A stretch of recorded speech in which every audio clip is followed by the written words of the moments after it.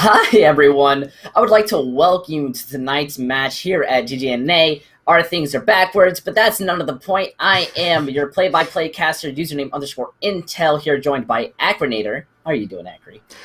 I'm feeling pretty good. I'm looking forward to this game. Both of these teams are currently undefeated in the standings, so I'm hoping for a rather solid performance from both of them.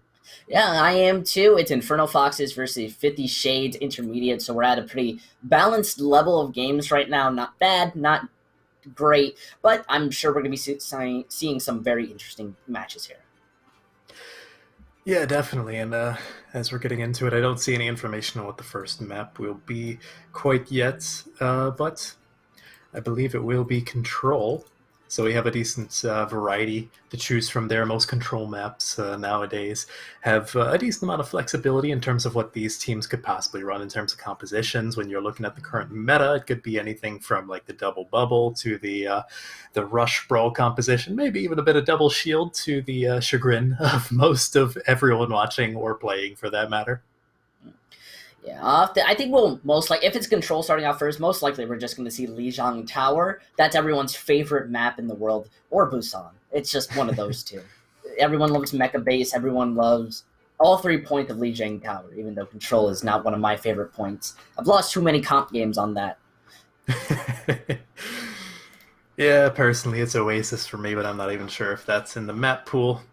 And Either way. yeah, you don't have to worry too much about that. I do want to talk about the information we've been given a bit beforehand. Both of these teams seem very much like a brawl, except for 50 Shades. They seem to be a bit more interested in kind of flexing around, possibly more double bubble.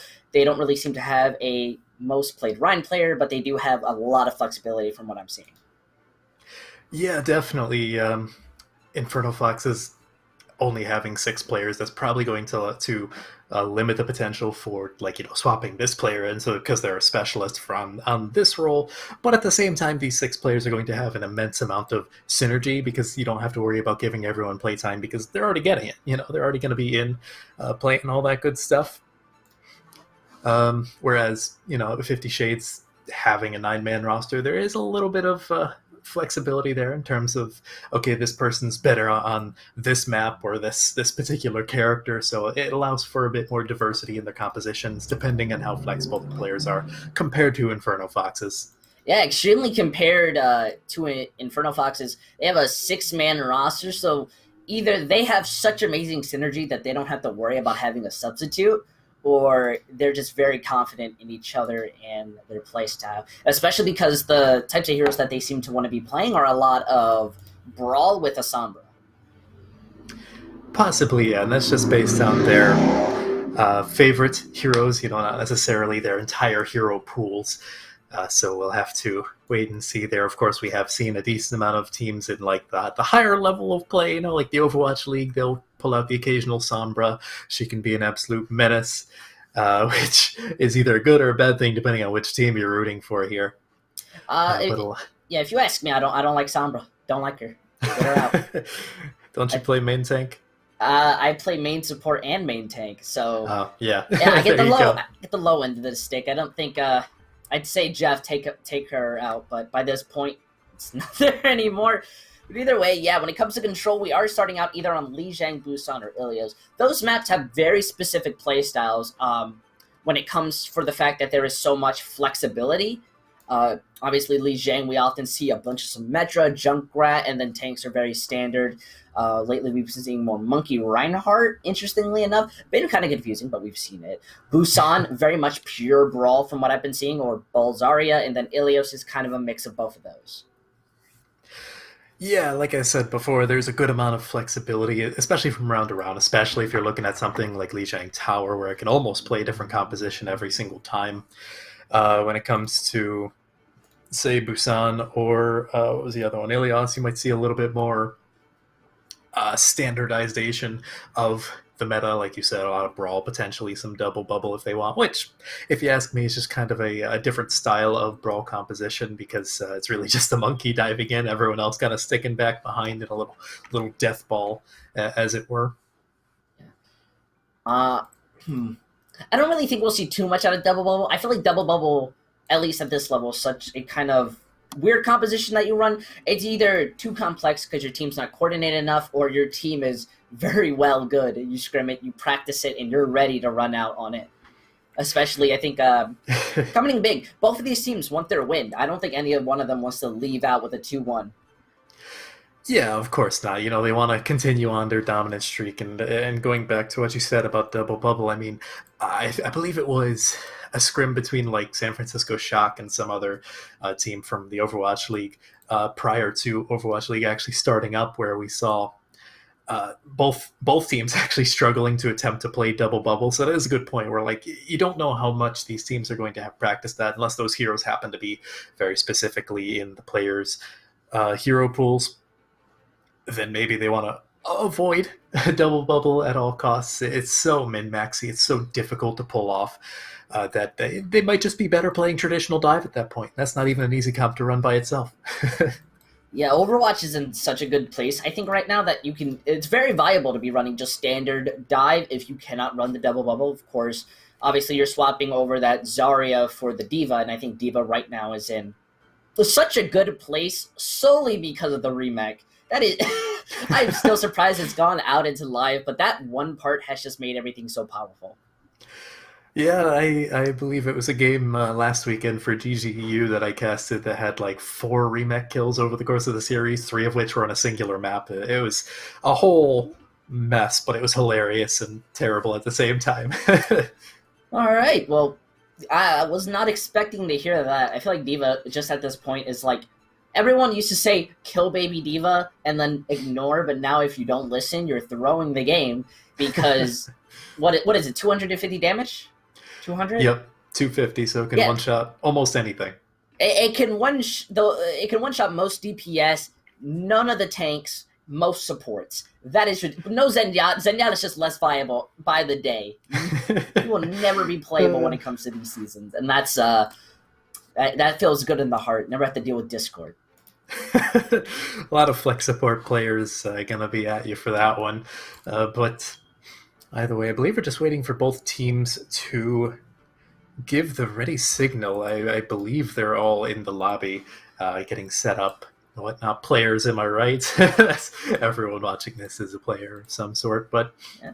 Just going to take them a second or two. Some people just like to relax, just sit there, maybe getting an iced tea, talking to their parents, watching meme compilations. I don't know. It's sitting there is always the fun part about playing Overwatch, and then you get in and you're frustrated. But I feel like what I'm expecting out of here is both of these teams to go in strong. As much as I would love a one-sided to see dominance, I feel like both of these teams are going to come in and be about equal, or at least have some compositional differences that give them an advantage. Yeah, definitely. You got to figure if both of these teams are undefeated, they're probably pretty on top of their game. If that means like they're just really good players, more than likely, I would guess that they have at least one good coach, if not an entire coaching staff that's on top of their game. So I'm sure they're taking as much time as they can prior to this to settle down, get in the zone, make sure that they can come out with their top performances and attempt to continue their dominant streak. I mean, hey, we haven't even gotten into the series quite yet, though, so who's to say? Yeah. I don't know what Overwatch you've been playing to be having coaching, or at least consistent coaching on your teams, but I have to say that's probably because you are the coach. I was going to say I usually am the coach, so there's that. It's fine. No, yeah, that's why I'm the color caster.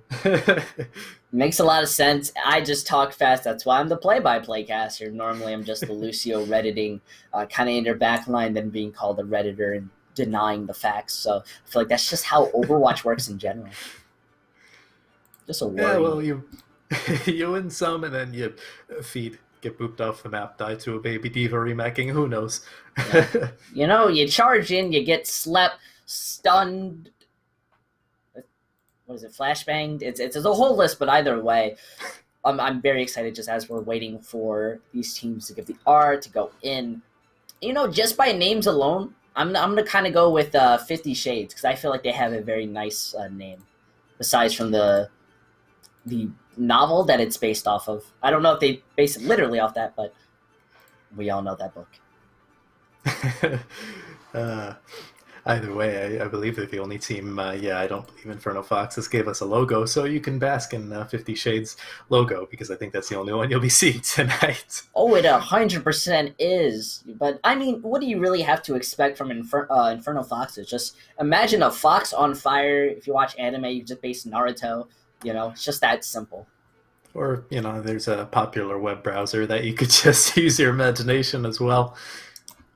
That's fairly true, but I'm pretty sure that's copyrighted, so thankfully we're avoiding that. Yeah, well, either way. Still just waiting on these teams to give the R. Seems like the lobby's going a little bit slow there. One of them. See, it's Sombra. Sombra's hacking the lobby, and this is why I don't like her. Everyone knows things go slower with a Sombra playing, and we all like fast-paced action in Overwatch. I don't know what person likes to play double shield besides criminals. Well, you had to decipher the Sky Code for 2 weeks just for Blizzard to hint that it really didn't mean anything to begin with, and it was all just a red herring. It doesn't mean anything anyways. If anyone gets that reference, you are quite old or have been playing the game for a long time. Oh, wow. I just remembered that. That's so old. Yep, Sombra ARG. It was fun for about 2 days and then wore off like that. Yeah, we didn't even get Sombra, so what's the point? 2 disappointments in one. Release and in-game. At least she's not as bad as she used to be. No. Granted, that could be said about almost every single hero that's released thus far, I believe, besides, maybe Ashe, who stayed the same, I believe. Ana, too. Ana's been pretty nice. Been pretty sweet. Well, you gotta remember the old ridiculous speed boost nano that used to happen. Okay, that's fair, but it's not as Ana has always been the solo carry, besides Brig, which I'm happy that Brig is in a spot where you can play her, but nobody really likes to. Yeah, no one really likes to. All the main supports out there can agree with that one. It's just biding your time until you can get back on Lucio. Maybe occasionally Baptiste if you're doing those weird Bap Zen compositions. I've never sat there and been happy. I'd much prefer to play Mercy. As well as I feel like Brig in most of these compositions is in such a weak spot. I think 3 hammers from Reinhardt can kill her, and if you just focus on Brig, her rally healing doesn't matter anymore, and she just becomes obsolete in the end. Yeah, well, I don't know what to say. It looks like we're waiting on just one player from one of the teams. So while we are waiting for the teams to get ready, because we're quickly running out of topics to talk about,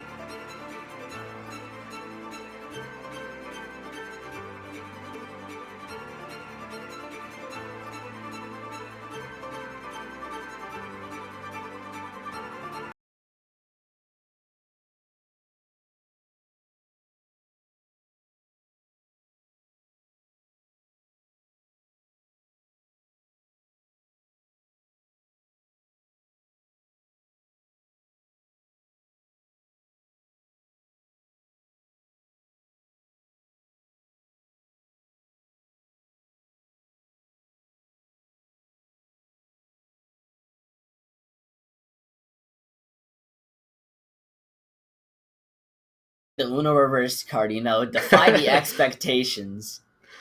Okay, so this changes things a little bit more. I wouldn't be shocked to see some Symmetra play here. That is what we're seeing from both teams as they're now coming out. Obviously, when it comes to this composition, it's whoever gets there first. Looks like they're both going to be making it equally there. Already the brawl comes out. They're looking to just find anything. Fire Strikes and Bubbles are now committed into this push. The Maywall unable to find anyone, but it looks like 50 Shades just has to back up. Immortality being used, but their main take is so low. Slimmy able to find out the Lucio inside the backline. Now they're just going to be able to start mowing down. The rest of Inferno Foxes are carefully trying to brawl this out, even using the Maywall to block the line of sight. Looks like they're just waiting for the team to come back in, but the Symmetra's fully charged. Johnny's just ready. Railgun able to find out Amox, and now it's just all up for the 50 Shades to clean this up. Yeah, honestly, the big difference there for 50 Shades versus Inferno Foxes was that 50 Shades had the McCree in play, whereas Inferno Foxes were running the Mei alongside the Symmetra.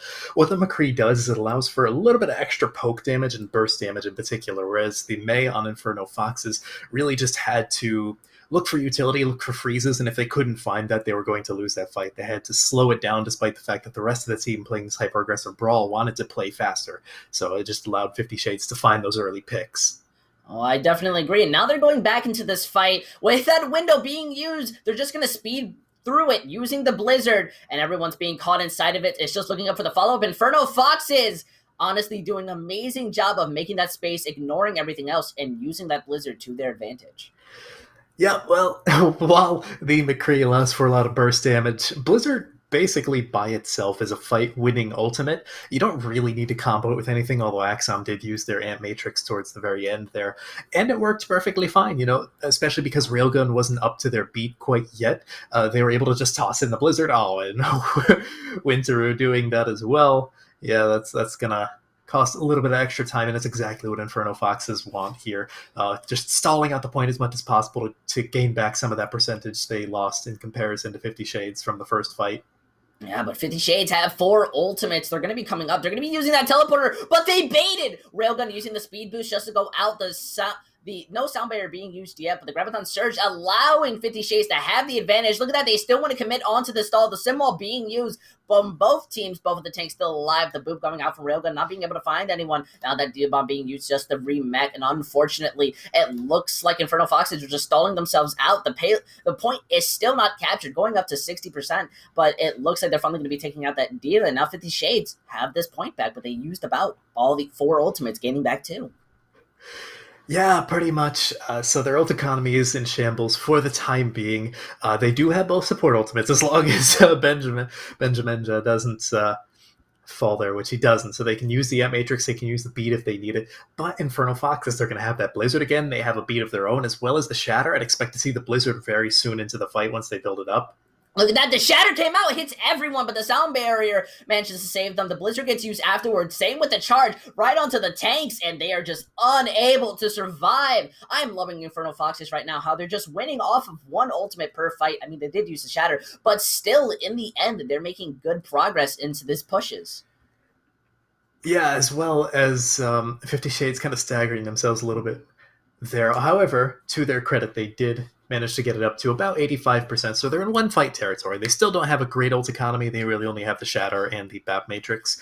However, Inferno Foxes don't have a ton either. You could maybe see something with Axom's own Ant Matrix, maybe Magnify building up to their Diva Bomb, looking for something there. But it's going to be interesting to see how these teams approach this. Actually, interestingly enough, 50 Shades swaps over to Afara, and there's no hit scan on Inferno Foxes, so how are they going to deal with this? Look at that window. The Shatter comes out, hits everyone in the back, but they're not being able to follow up. Gliscor paid for his life in that fight. Now the Res going out. They somehow managed to get it. Same with the window, but somebody has to touch, and that Demon Bomb being blasted. Immortality being used just to save themselves, managing to find 2. Gliscor goes down. They touch point, so now they're safe, but the Maze stopping them from even entering inside the point. Looks like everyone else is just down that wall, just going the far and now looking to do anything that they can, but the Symmetra being able to find them out, and the supports are being booped in. Same with the Korean. All there's left is the Baptiste on the side of 50 Shades of Grey, and he's not able to survive. Now the ball just going in. Same with the Monkey looking to swap out, but Gliscor gets melted so fast and so efficiently that it looks like Inferno Foxes are going in with the point advantage. That was a little bit of a slobber knocker. That round was. You had both teams doing really well in general. I swear it's not a made-up word. Google it. But Inferno Foxes did really good to playing to their advantages in that composition. You know, obviously the Mei Symmetra doesn't have a lot of damage. The Symmetra can build up rather high in terms of damage, but it's nothing compared to like a Symmetra McCree, or in the case of 50 Shades towards the end there, or McCree Pharah, where they just have so much burst damage going in. So Inferno Foxes really had to slow down the tempo of the fight just to allow for their Mei to get value with the freezes, for the Symmetra to build up that charge, gets to that level 3 beam so they can actually have some damage in play. And it worked. Both of these teams are running out on the stereotypical brawl. It's very mirrored except for the off-tank difference. Both teams leading out into the server rooms. Turrets now being broken. They're just looking for the advantage and poke. Looks like 50 Shades has to back up as they already lose Johnny. not being able to push in, Aw. especially without that Symmetra. They're using that immortality, it gets broken. Now they have no one to help sustain them or help the aggression. They just have to back up, and they're just being fully pressured on that speed boost, allowing everyone in Inferno Fox to just go in and might as well just go back to your spawn room, because 50 Shades only end in black and blue. Yeah, well, that's what happens when you have such a disgusting amount of spam damage, in all honesty. Both Baptistes are going to have their matrixes within the next couple of seconds, but the ultimate I want to keep an eye on is Winteroo's Riptire from Inferno Foxes, because I'd expect that to be the engagement tool here. Yep, yeah, there you he go. already uses it, managed to get one out of the Riptire, but already got someone. Gliscor may be picking off their Junkrat and their D.Va, so now everyone on Inferno Foxes just has to back up to find some ground. They have the sim while they're using the window to hopefully burst someone down, but Amax goes down in the sense of Symmetra while Sound Barrier being used. Same with the Graviton Surge, looking to help end out this fight. Does manage to find out the Zarya, but there is nobody left on the point to try to help you out, and it looks like 50 Shades, even with the poke coming back in from Inferno Foxes, they don't have much. Wait, no, the Junkrat now getting in, the D.Va there, and No Winteroo managing to bring this back. They stagger out the fight, get one pick per pick, and I don't know how to say, but Winteroo is just awesome. That was an incredible retake, or I guess not even retake, recontest from Inferno Foxes. Winteroo did a really great job there of just finding two picks almost immediately back if I didn't even have to use the bomb. Yeah, look at this. Now they're going back into the fight using that symbol, but the Shatter hits them, and now it only really hit the Zarya. Everyone else is just able to kind of go in. The immortality saves them at the last second. Everyone else just trying to stall the point out on Inferno Foxes, and it looks like they're just going to be giving it up while kind of staggering themselves. Yeah, but at the same time, they're up to, like, what, 66% on the point, so they're sitting pretty for the time being. They can lose, like, 2 or 3 fights before the percentage of the point even gets even with what they had. And they have ultimates coming up. Winteroo is going to have yet another Tyra, however. Slimy Serpent's going to have their own, so it's really going to depend on how these teams want to engage. They engage with the D.Va Bomb, brings that immortality, and they get Slimy's Riptire. They're relying on this window to hopefully get some type of value as Lunar goes low, but the Sound Barrier being used just to save out the tanks, and now they're just brawling back in. The Riptire being used, manages to find Benjamin. Unfortunately, they've lost that Baptiste. This may call for a teamfight loss, as they're being able to find out 3 people inside the back. The Zarya and Lucy are only people on the side of 50 Shades of Grey, just trying to touch at 66%. Railgun doing its best, but unfortunately, there is only 2 shades you go in. That was really just beautiful target focus from Inferno Foxes. You know, you look, and every single time someone was getting focused down, they died within a few seconds, and it was basically one at a time, which is exactly what you want to see. Now, coming into this, well, that's a good way to start. Yeah, the Baptiste wasn't really paying attention, gets caught out by the Fire Strike. They use the window. Now it gets shattered. They're just easily able to win back this point. Sure, Inferno Foxes managed to bring this up to 88 or so, but they're not doing a great job when it comes to contesting or keeping those points. Yeah, they're having a little bit of difficulty defending, I think, because they're using so many ultimates just to attack the point. Now, they are into one-fight territory, and they have a decent amount of ultimates coming into this. However, 50 Shades have the Graviton Riptire combination, as well as the beats, as well as Winteroo falling there. Granted, Inferno Foxes have time, so it's not the worst dagger in the world. It'll cost them some time, but... yeah, but look at this. They have Graviton Surge and Riptire. When it comes to this choke, that's impressive. You know, those are ultimates that can stop the push. Look at that, already using the Graviton Surge. Now they're going to be brawling in, looking to end it out. Immortality saving them to Shatter, unable to really find anyone. Now they're just looking to use that Sound Barrier to sustain themselves a bit more as they rush out. Now 50 Shades using the Sound Barrier to mirror that, same with the window, looking to find a pick. They manage to ring Winteroo's Riptire. The win condition now gone, finishing out everyone else. Accurate, I know you said it wasn't the worst stagger, but how about now, back at 91%? And I don't know now if it's be pretty bad. Yeah. It is pretty bad. Like you said, I don't think anyone can touch at this point. You have some stall picks coming in, but they're getting picks before they can even touch the point. Yep, there you go. We're going to Gardens. It didn't even matter. Inferno Fox is paying for their lack of aggression, while 50 Shades are just absolutely just hitting W and making sure that they clean up everyone on the table. Yeah, definitely. It's once again a very close round. At that time around, 50 Shades played so aggressive that it didn't allow Inferno Foxes to play the slower game that they wanted. We're seeing some swaps come in. I don't trust these teams yet because they're still in spawn. They can swap at any moment in time, but I would personally love to see some Hack Fist come in, especially Hack Fist Dive. We haven't seen that since, 2017, 2018 World Cup, somewhere in that range, and that was Team China, whereas 50 Shades potentially running out on Double Bubble with the Pharah Mercy. Nothing too out of the ordinary. Yep, these teams are sticking with it, so I would expect to see some difficulty from Inferno Foxes to deal with Johnny Proton's Pharah because they don't have a dedicated hit scan. It's going to be on Magnify to really shut down any damage coming in. I don't know, I'd say otherwise because both teams are going out. Johnny being able to find two, a direct hit, but it's still even as Inferno Foxes managed to even this up. Pharah almost getting hacked, has to back out, but they don't have much control over the point, just looking to take out that Samba, barely doing anything, but now finally manages to get out, Wolf. And that Magnify being able to find out the Zarya and the Pharah just doing their best to try to stall this out, but it looks like they don't really have the pressure to kind of focus out Inferno Foxes. What they make up for in damage, they don't have point control. Yeah, definitely, because when you have a Pharah up in the sky, that creates a lot less pressure from the front line of 50 Shades, and Inferno Foxes kind of took advantage of that with the Reaper Sombra composition. They switch back to Brawl. Look at that. Slimy also able to pick out the Moira that was trying to escape. Same with Railgun. They switch that Brawl. It pretty much breaks down their, what some people would call a Shadow Dive composition. Yeah, it's pretty much Shadow Dive, yeah. Either way.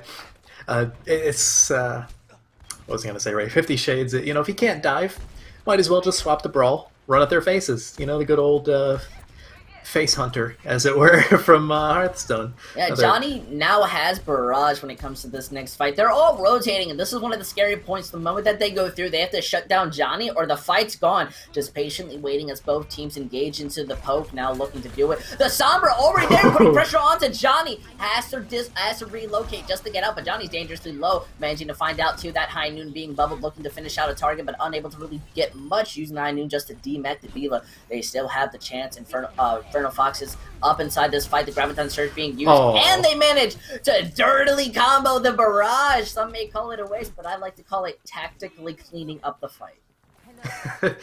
I mean, at the end of the day, they were gonna retain control of the point. There were only like 3 people from Inferno Foxes there, and 2 of them were in the Graviton. So maybe they didn't need the Barrage, but at the same time, the faster you use ultimates, the faster you can get new ones.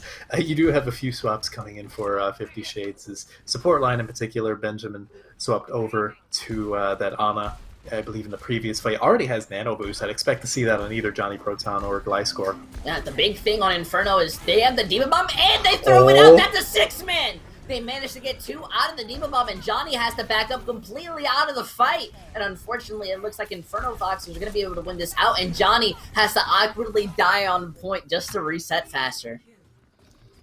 Yeah, well, at the same time, again, 50 Shades are into one-fight territory. They have basically all the ultimates they had previously. Actually, Johnny swapping off of the Pharah, just finally deciding that it wasn't worth it. But Inferno Foxes have a decent amount to work with here. They already used the EMP Bomb combo, so they don't have the EMP Death Blossom combo to work with. But Death Blossom by itself, possibly even comboed with a Primal Rage, is pretty deadly. Yeah, look at that. The High Noon being used, but the Monkey Primal just backing it up, unable to finish anyone out, but Benjamin gets picked off by the Primal. Now they're looking to use that Soundbarrier. Gliscor able to find out that Diva looking to, and while they push Slimy back onto the point, but this Brawl being super strong and aggressive, finding these targets out. The Death Blossom also unable to really find much. Coalescence being used just to help sustain them throughout the fight. It's 84%. This is considered last fight point as the Moira is able to get 2 pigs. The Flashbang finally killing her out, but the Diva now back on point. Wolf being able to find out Railgun. Now they're on towards this stall. That's going to help them. The Ana is being booped around back in point. Wolf was doing an amazing job, and now they built themselves almost an EMP, and I'd have to say that was an amazing stall. Yeah, I had a lot of stall picks coming in for Inferno Foxes, but they did a great job of target focusing once they got back onto the point. And I'm noticing a pattern here, is that 50 Shades have a lot of old combos that they're ready and willing to use, but they're generally not worrying about Magnify, the Diva for Inferno Foxes.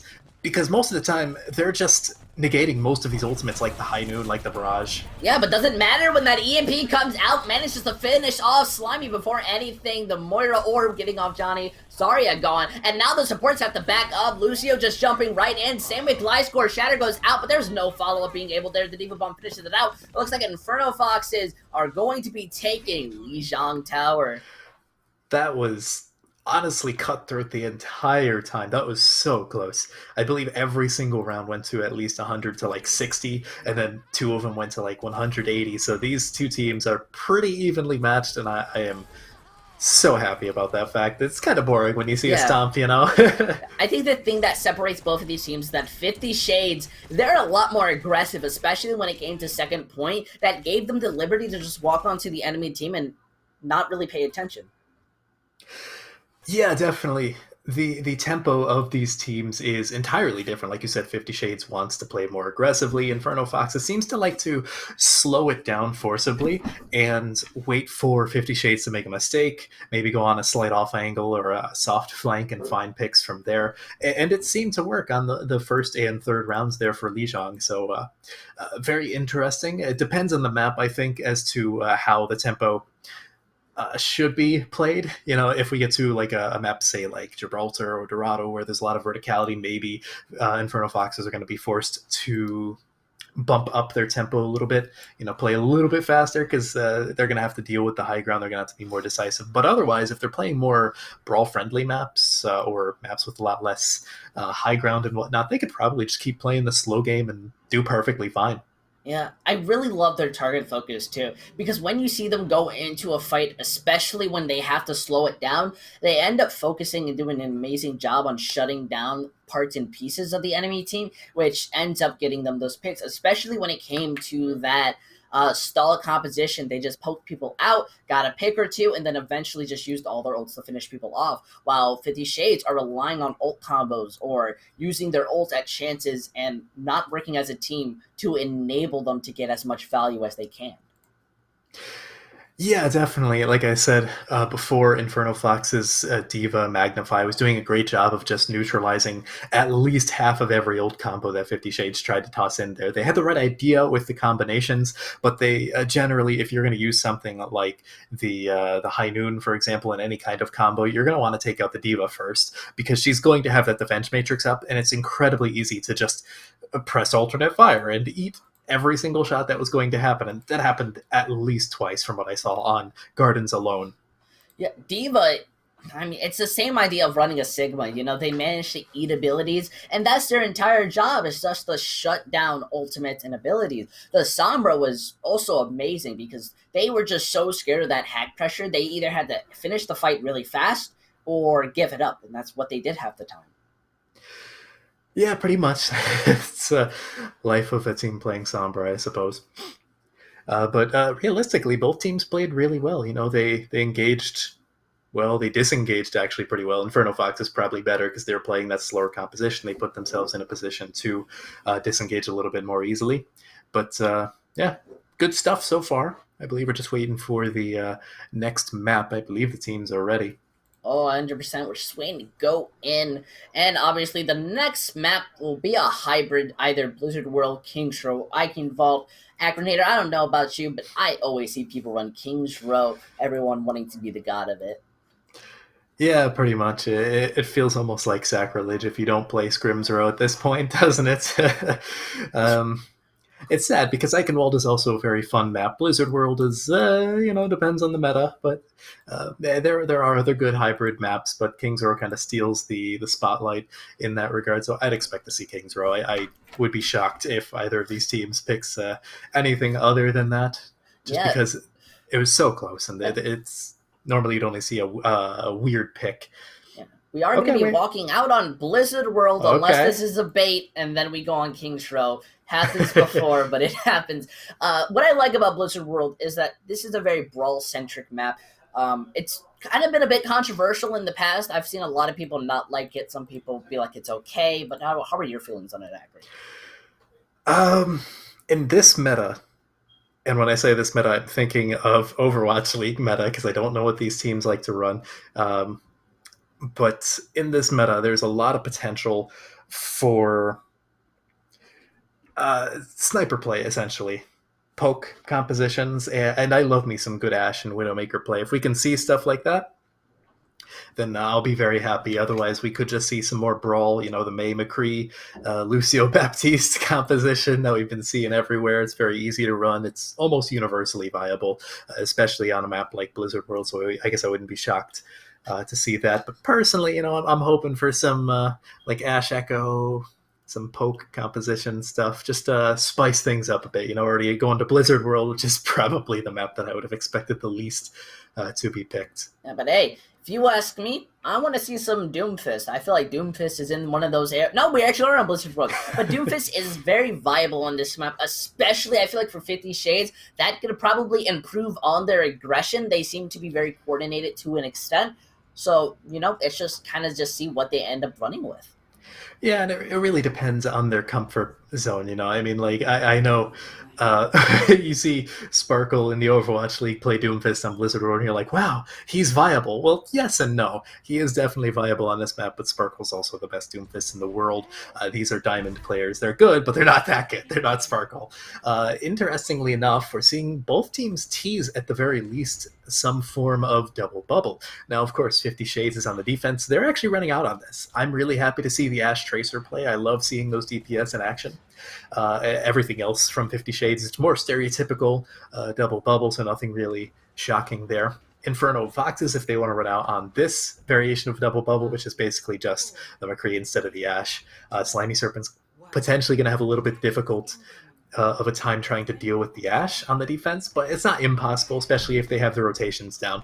Yeah, and they're already going to be rotating out. The main difference of these compositions really relies on towards the DPS. If they can get the value from the spacing that the tanks make, it's really up to them to do that. Already kind of positioning back, we see 50 Shades holding on top of point. They want to give some respect. They know that the enemy have to dive in as they go out. The Brig already there, looking to make some of the bubble coming out onside the Ana. The anti-grenade going on to Gliscor, has to back out of the point, but the Monkey now drops, looking to be pressured out. So much damage going out on Gliscor. He's going to be melted out by Wolf and Winteru. Also managing to find out Railgun. Wolf doing an amazing job on putting pressure onto where the back line, to where they couldn't help help Gliscor out at all, and now they're just being melted away. Yeah, I think that was a really good example of both of these teams' strengths and weaknesses right there. Inferno Foxes once again played it very passively. They disengaged and then re-engaged and just melted Gliscor in the fraction of a second, realistically. Someone did fall from Inferno Foxes, but it didn't really matter because they'd already killed like 5 people by that point. Wolf already has his pulse bomb. Like, we could be seeing a pretty nice pulse bomb depending on where he decides to use it. 100%. Look at already going out, placing that pulse bomb. A massive anti and a 2K. Getting some of the most valuable targets, and now everyone on 50 Shades just has to back out. Wolf on the prowl and on the hunt.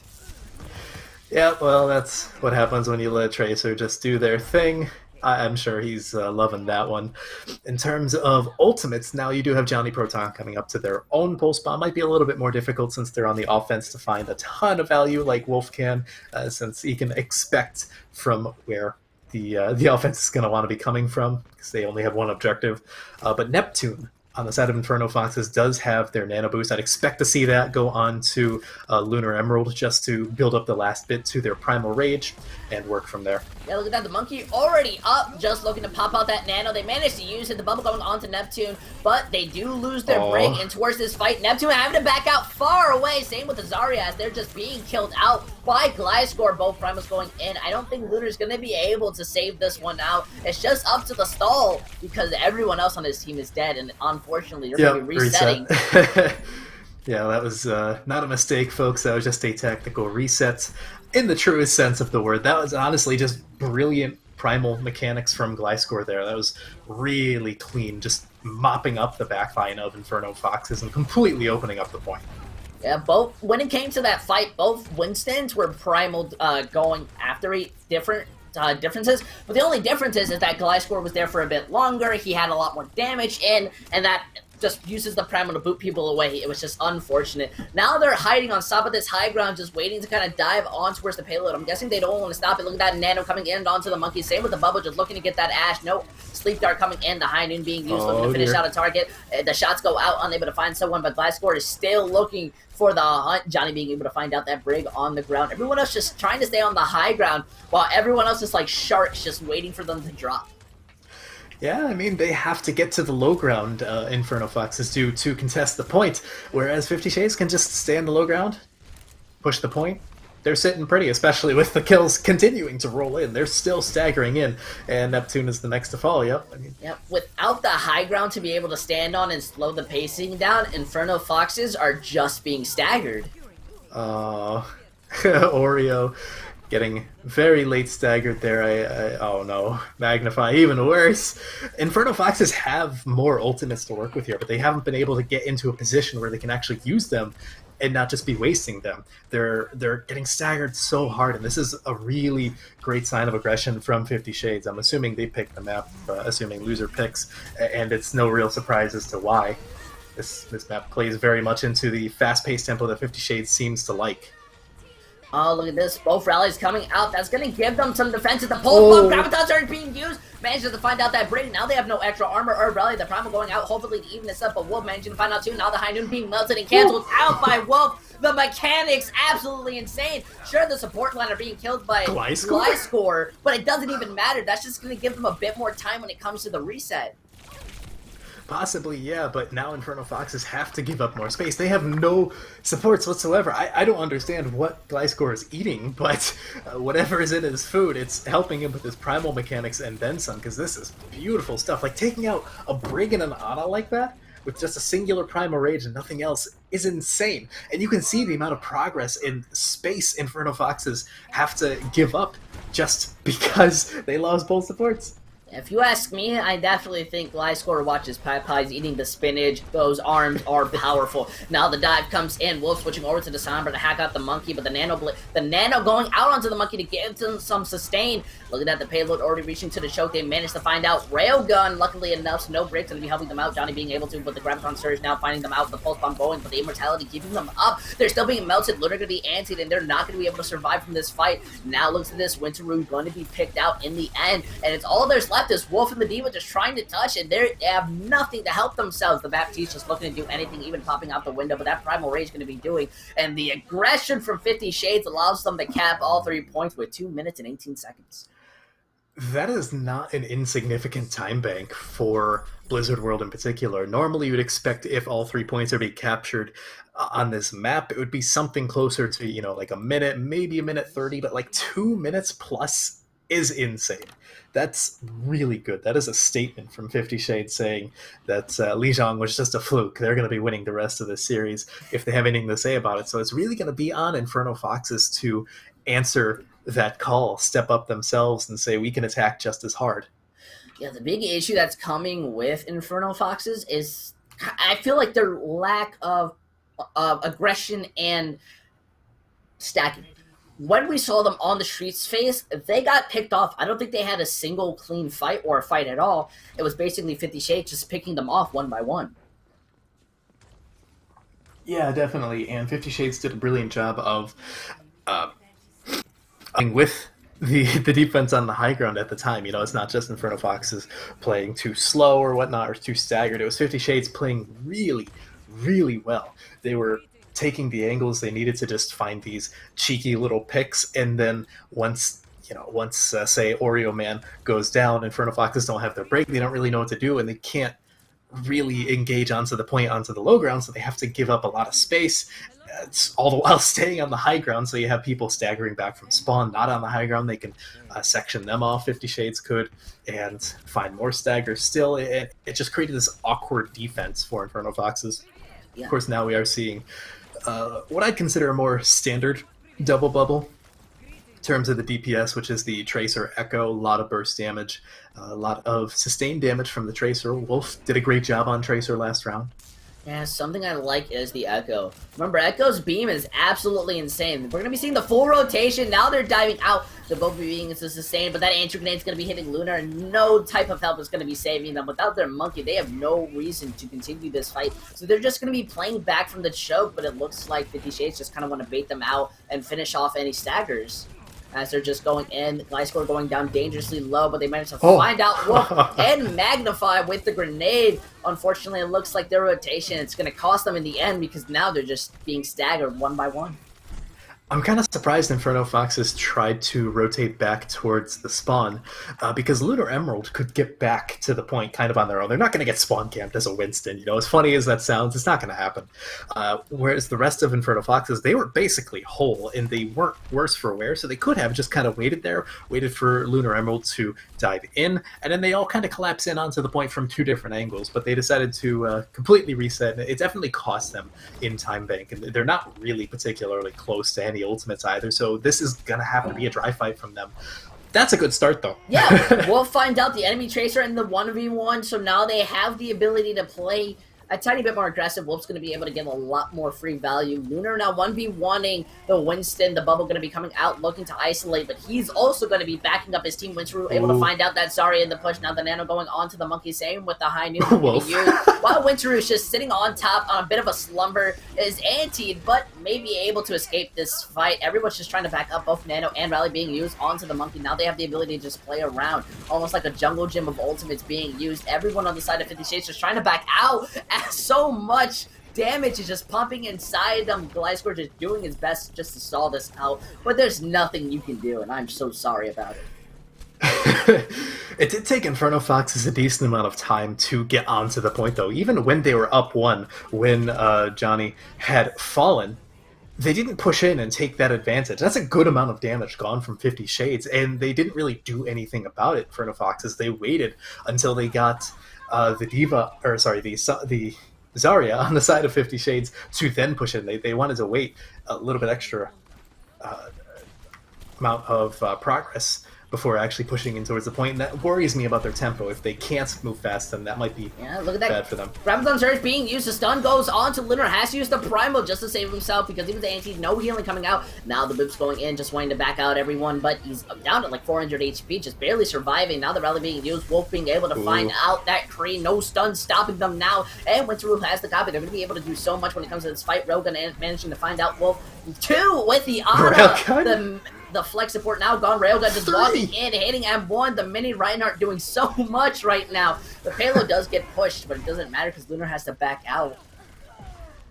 This has honestly been, I haven't really had a chance to point it out yet, but Gliscor, not only his primal mechanics are great, but his shield placement for his monkey bubble is brilliant. He's been cutting off the backline of Inferno Foxes from the rest of the team consistently, and it makes it extremely awkward, especially for Neptune, the Ana, to really get any amount of value from their long-range heals, you know, so they have to, Inferno Foxes are going to have to focus down Gliscor's bubble if they want to really get any amount of heals. That's a big reason as to why Lunar Emerald is dying so early in a lot of these fights. It's just because the backline can't get to him.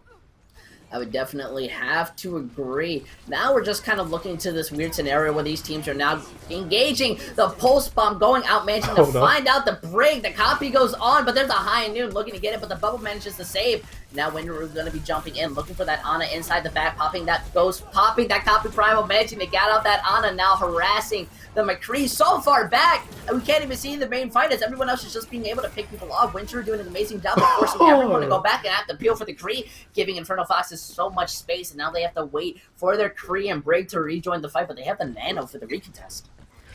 As well as 50 Shades having such a close spawn, so they're going to be able to recontest. Yeah, look at that monkey just nanoed on point, just sitting there. They have to use the rally to try to sustain themselves to kind of go into this fight, just looking to get out that Zarya. Graviton Surge gets popped out. Zarya gets put so far back, there's no sustain, as they are now being able to use the Primal to go after everyone inside of the small room in Inferno, but looks like Moore is going to be able to try to sustain, but the 2K Pulse Bomb going to be ending people's lives. Wolves being able to find out the Creed. They're just looking to melt people down, but the payload is still moving. Nobody's going to be really able to be there to touch. They're too far back. The Tracer having to do something. Same with the Monkey, but they're so low, and a Pulse Bomb is already being built to stun going on, and he fights too!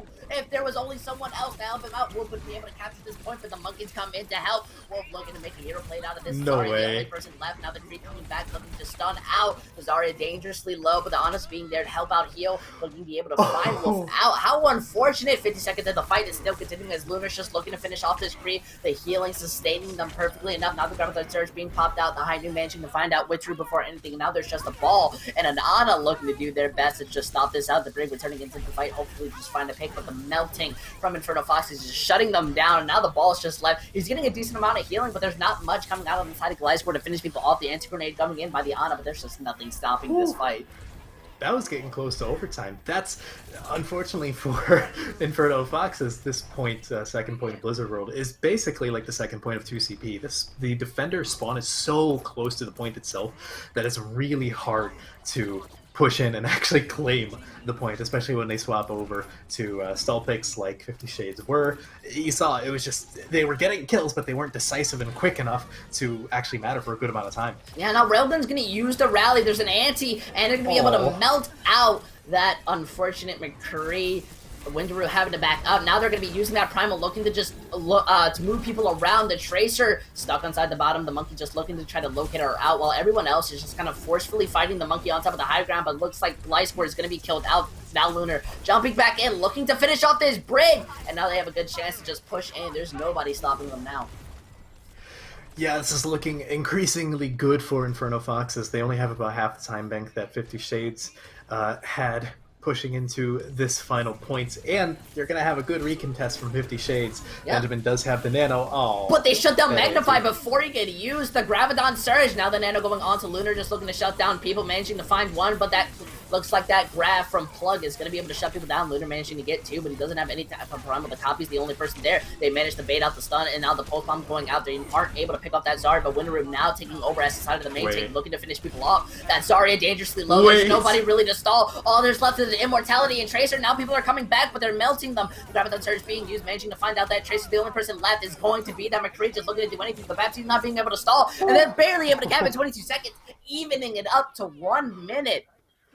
That was absolutely crucial that Inferno Foxes won that fight towards the very end there, because they needed to capture with time on the clock. Otherwise, they wouldn't have got another push, another attempt to attack, and then it would have been a draw or lose scenario, and you never want those, right? Inferno Foxes wants to go up this series 2-1 or 2-0 and get to that match point. And it is going to be a tall order, because 50 Shades has like over 3 minutes at this point, but Inferno Foxes does have a minute. So if they can make this first point offense really good on the first or maybe the second try, they can make a really good case for themselves to take this map. I can definitely agree. Inferno Foxes, they're on the attack, so we may be seeing them run this pure brawl, but 50 Shades, they seem confident on this double bubble counter. I think that they do have the ability to stall this out. Even if Inferno Foxes manage to get a tick, I think they have the aggression and the ability to kind of bring this home. So I'm more worried to see if this will be a full hold or not, because some teams managed to bring it to 6-6, you know? Yeah, well, it definitely is possible a full hold. First point Blizzard World isn't exactly the easiest point to push in. Actually, none of these points are the easiest to capture, in all honesty.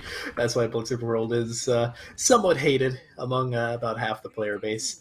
In terms of these compositions, I'll be interested to see if Wolf sticks onto the Symmetra longer than just a quick TP out of point. It looks like they will.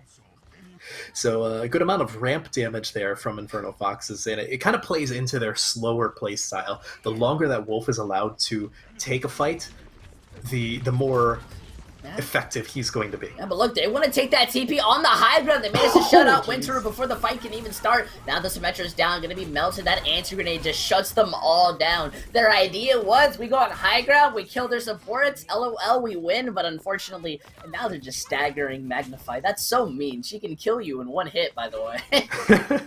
Have actually full sale swaps from the DPS of Inferno Fox, as well as Neptune swapping off of the Baptiste, it looks like, over to the Moira. So we're seeing Hackfist now. If there was ever going to be a composition to find those cheeky one-shots, it's going to be this one, I suppose, but they don't have very much time to make it work. Yeah, now they're going out, having to just immediately go on top of the high ground. They managed to find out Winteroo, and now we're in overtime. Gliscor going down dangerously low from Wolf with the hack, but everybody else is on point. Looks like there's going to be very little healing going onside. Lunar just barely trying to keep them alive, managing to find out that Moira, the diva, now being melted on top of this point, just looking to pick people off. 50 Shades looking so strong, building up 2 ultimates, and the Primal as the little teabag comes out, little wink wink, nudge nudge, and it looks like 50 Shades managed to full hold this. This is 2 minutes and 55 seconds of getting a tick.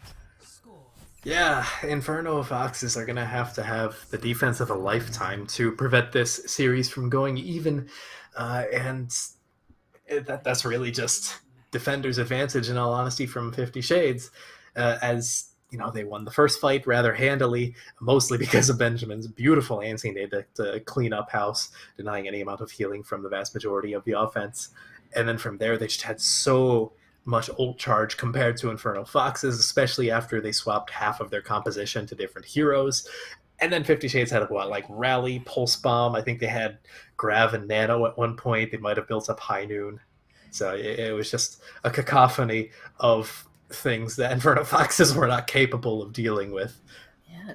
Contrary to what they ran first, it looks like they're running this brawl with the Sombra. I'm guessing their intentions is to kind of have Lunar deny anyone else from moving in while Glasgow and Johnny go to dive, but Wolf will be there to kind of hack them. I don't know how well that'll work without a break, though.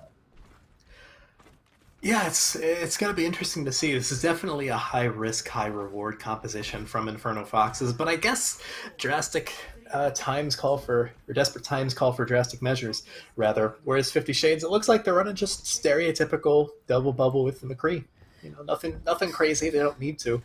They've been playing perfectly fine up until this point. Their offenses were ostensibly better thus far. Wait, Lunar's caught out. They managed to find out Winter, and Lunar's just diving back into the enemy backline. Oh, no. They're looking to want to take a full hold, but Johnny's there, and oh my man, Johnny Bravo just being able to take people out. And now there's just like, I think a Diva trying to contest. They switch over to the Doomfist Moira.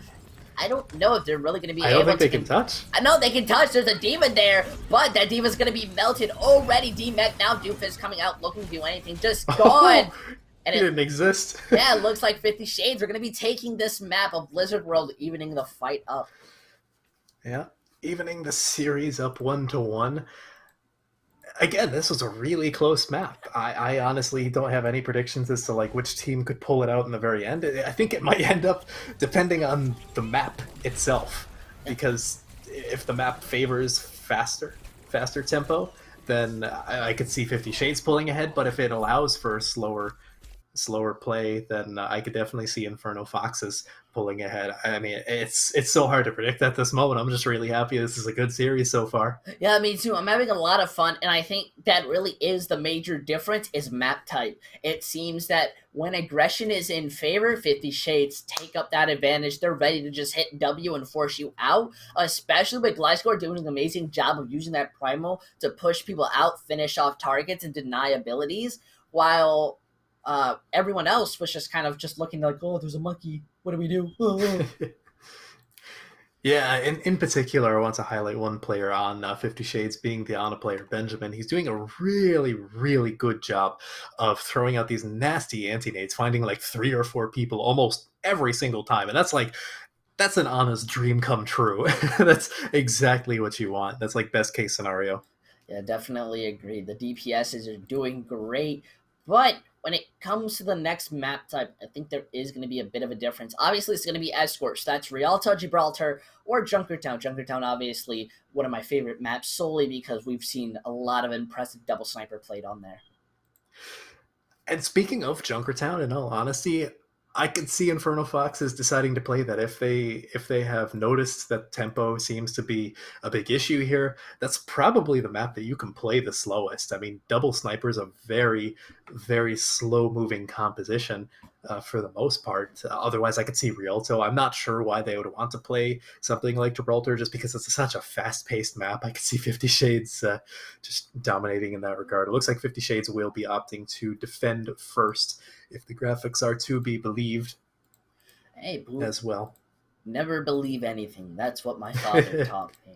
But I definitely agree. Gibraltar is very much a fast-paced, and it's mostly double bubble or dive, except on last point where you can switch out. And I think Rialto, you can definitely hold a very slow composition. You can definitely slow the pace down on all points and play the way you want to, similar to Junkertown. But I think Junkertown is really a DPS map, and if you know your DPS can pop off, like we saw on the Tracer, I think it's very much you want to go to Junkertown or Rialto instead of Gibraltar. Yeah, definitely. I think we've already seen that Wolf is pretty nasty with it, in all honesty. I'm not sure his proficiency or comfort level on something like a Widowmaker or a Hanzo or an Ashe, those snipers that you probably want to play if you do decide to go to Junkertown. But if they are comfortable on that, I would personally like to see it. Otherwise, I guess I'm almost expecting Rialto here. It seems to be the most popular map that I have seen thus far in GG. So, Well, I guess we'll see in a moment as the teams are getting ready. Yeah, Rialto is just one of those maps that I feel like anyone can play. It's especially with the popularity that came from the Overwatch League. It gives you that ability to play aggressive. Oh. And look at that, Junkertown. What did I Okay. say? We're going to be seeing, hopefully, double sniper. I think this gives Wolf the opportunity, especially on that Tracer. Wolf had a good job on patience and positioning. So all we need to do is just see Wolf play Widow, play some type of hit scan, and then bang, your team's just gone. Yeah, pretty much. I would expect to see at least one sniper from each team. I could definitely see a sniper tracer combo. It depends on, again, their comfort levels. I am interested to see this composition from 50 Shades. I'm not sure how Junkrat is going to find value once they get to the more open area. Like, it's going to work if they spawn camp. But after the spawn camp, I'm not sure if it's going to be a tight-knit enough area for Johnny Proton to find as much value as he may be hoping for. Inferno Foxes, on the other hand, I don't trust the tank composition because that's very old and not exactly good in the meta. Are they actually? Okay, they're yeah. Listen here, Acronator. There's only one thing I hate more in the world than Orisa, and that's double shield compositions. I just don't feel they work very well in this meta. We're gonna be seeing Inferno Foxes realize what they're running and then just start swapping. They're still in spawn. They don't even care. Benjamin's going down dangerously low, going to be healed up, and now it looks like Inferno's going to be popping out, looking to get Valley Winteru on towards that Widow. And before they can go down, they just back out, but Neptune just gets picked out in the air. They've lost to Baptiste. There's no primary healing. They've switched over to the Lucio, and it looks like they have a pretty good defense. Yeah, thus far 50 Shades have been doing a really good job. We're seeing some swaps come in from Inferno Foxes, actually entirely off of the double sniper. My heart aches just a little bit, but we see a Doomfist McCree. Yeah, look at that. The Shatter. Fly Score Shadow is absolutely insane, and while they managed to pick out Benjamin, that immortality is still there. Winteru only being able to do so much, and still gets 3 before he dies, and now the rest of the team's gonna walk out and try to find the Brig Orisa. Looking at the D.Va, just looking to pick people off, just having to back out. The charge from Hail Mary, managing to find out the Orisa and Railgun. They do end up switching off of the Junkrat, going straight over to the Hanzo, and I think that's a pretty fair swap. Back over to Double Sniper Inferno Foxes, you do my heart good. I love to see it. Now Neptune is going to have that Amp Matrix, and that's basically the only ultimate on the board. You will see the Reinhardts come up with their Shatters rather soon, and Railgun getting very close to that rally, probably going to have it by the time this fight starts. So I'd expect to see those 2 ultimates come up first, and it really depends on where these snipers angle. Yeah, look at that, the window being used, but the High Noon is built up. The Shatter goes out, same with the High Noon rally. They managed to find it! Slimy being able to find out both of the snipers, helping to secure this fight, even with the windows being popped. It looks like 50 Shades are going to pop their own, and they're going to be looking to force everyone from Inferno Foxes back to their spawn. Yeah, well, you see, that's part of the problem is when you lose both of any role, support tank or DPS, you kind of have to back up, because in this case, when Inferno Foxes lost both of their DPS, they have no damage whatsoever.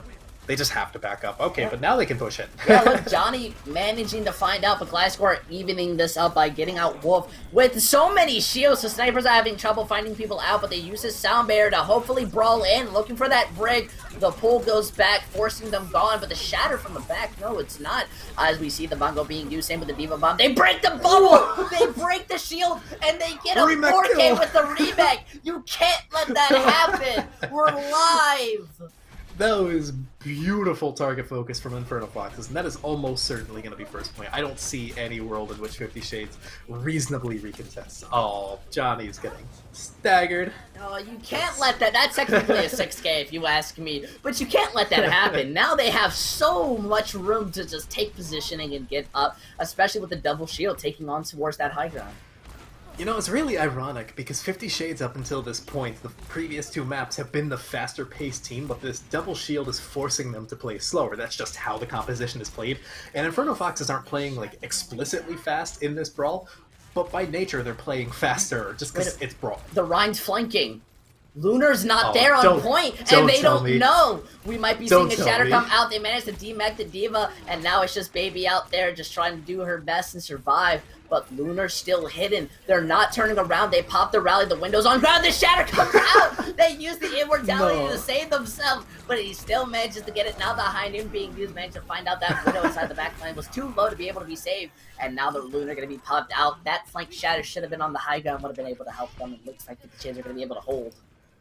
A little bit too patient from Lunar Emerald there.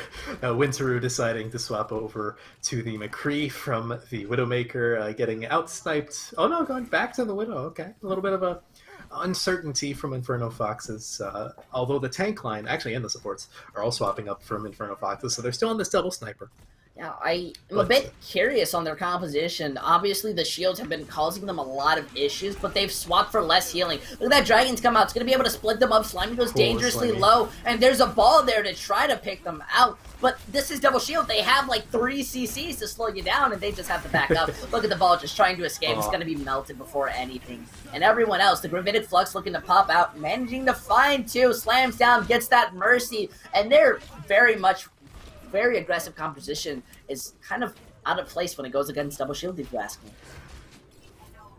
Somewhat, yeah. They're playing it a little bit awkwardly. Generally speaking, Inferno Foxes, how they want to play this Wrecking Ball composition is have Lunar Emerald and one other DPS to dive in with the Wrecking Ball. Granted, they don't have that right now, so it's really just Lunar Emerald on their lonesome, trying to displace anyone, ideally like Gliscor in this case. The Sigma's such an easy target to displace.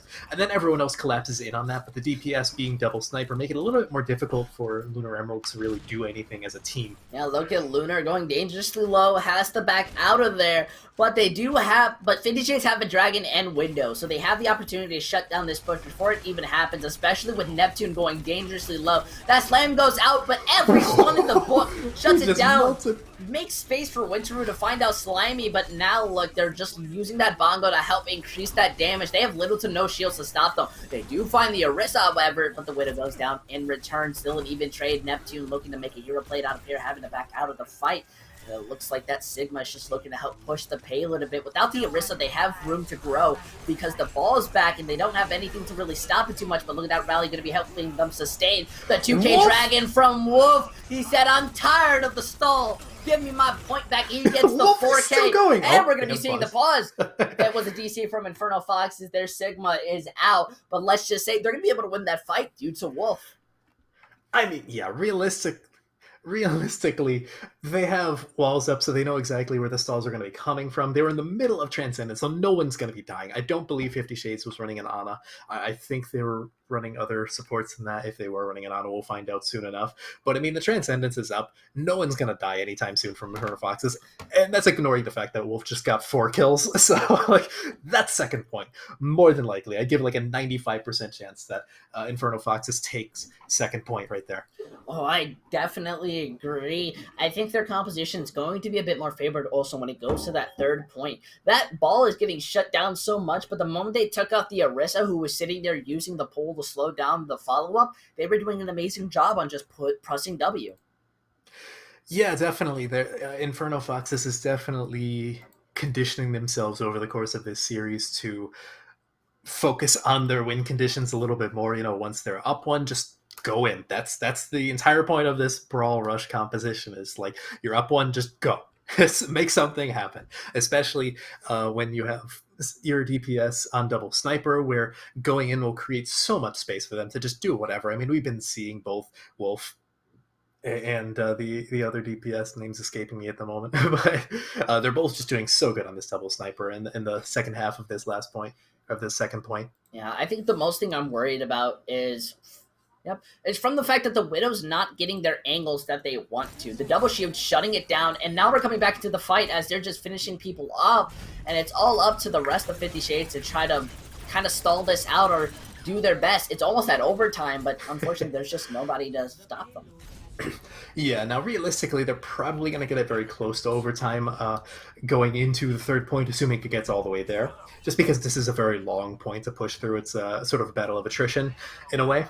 So Inferno Foxes are going to have a tough time dealing with that time bank. But otherwise, they have a lot of momentum coming into this, especially when that happens. Yeah, Johnny gets figured out by Winteru. The ball was sitting there. It's doing an amazing job of sighting it. Now they switch over to the Reinhardt. Now look, they're diving out to... They use the mines to split the support and tank line. And they can't even back up without being hit. So now they're having to just be a little more careful when it comes to this push. Lunar doing an amazing job of taking the angle. That Gravitic Flux popping out, looking to get that Zenyatta. But the Valve from the Mercy is helping to sustain them. The Slam goes up on top of the high ground, and it looks like that he's back. The window being used, hopefully to find somebody, but they still are doing an amazing job of backing up as Slimy is just looking to use this high noon to find someone. Manages to get the Mercy, but the Dragon finishes him up. It's still so much of an even fight as all there's left is the Baptiste to try to heal, and Wolf is going to kill a high score before he gets reddited by Railgun. They still have a bit of sustain with Benjamin alive. But look how much damage is being put out onto the Reinhardt. He's having to do a perfect shield management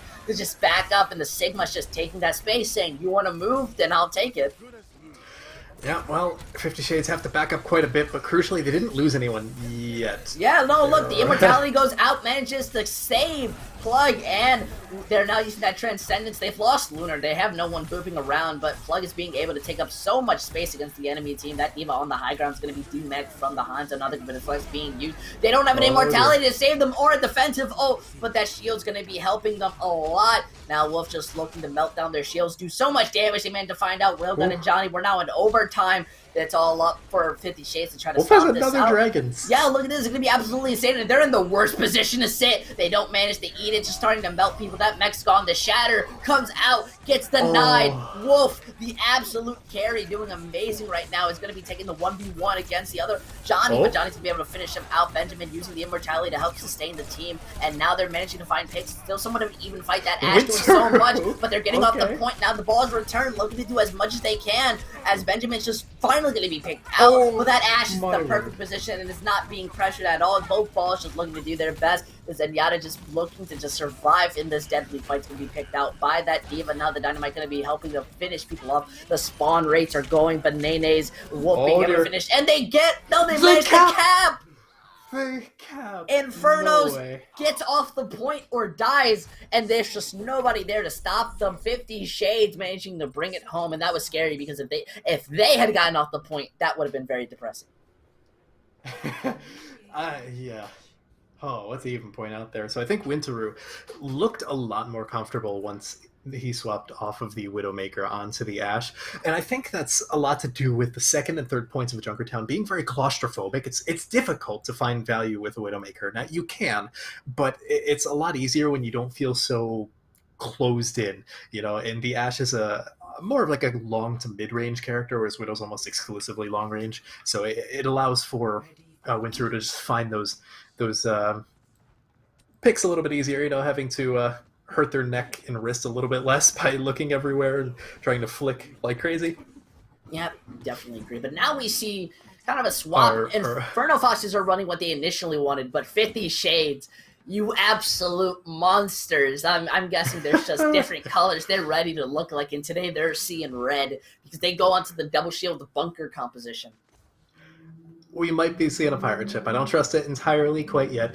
I'm more interested in Inferno Foxes because we have a guarantee that they're playing this. Now, the Roadhog Sigma composition is funky because the Roadhog has to act as the main tank here, and he really only can take space by hooking people and looking to force everyone to focus on that target.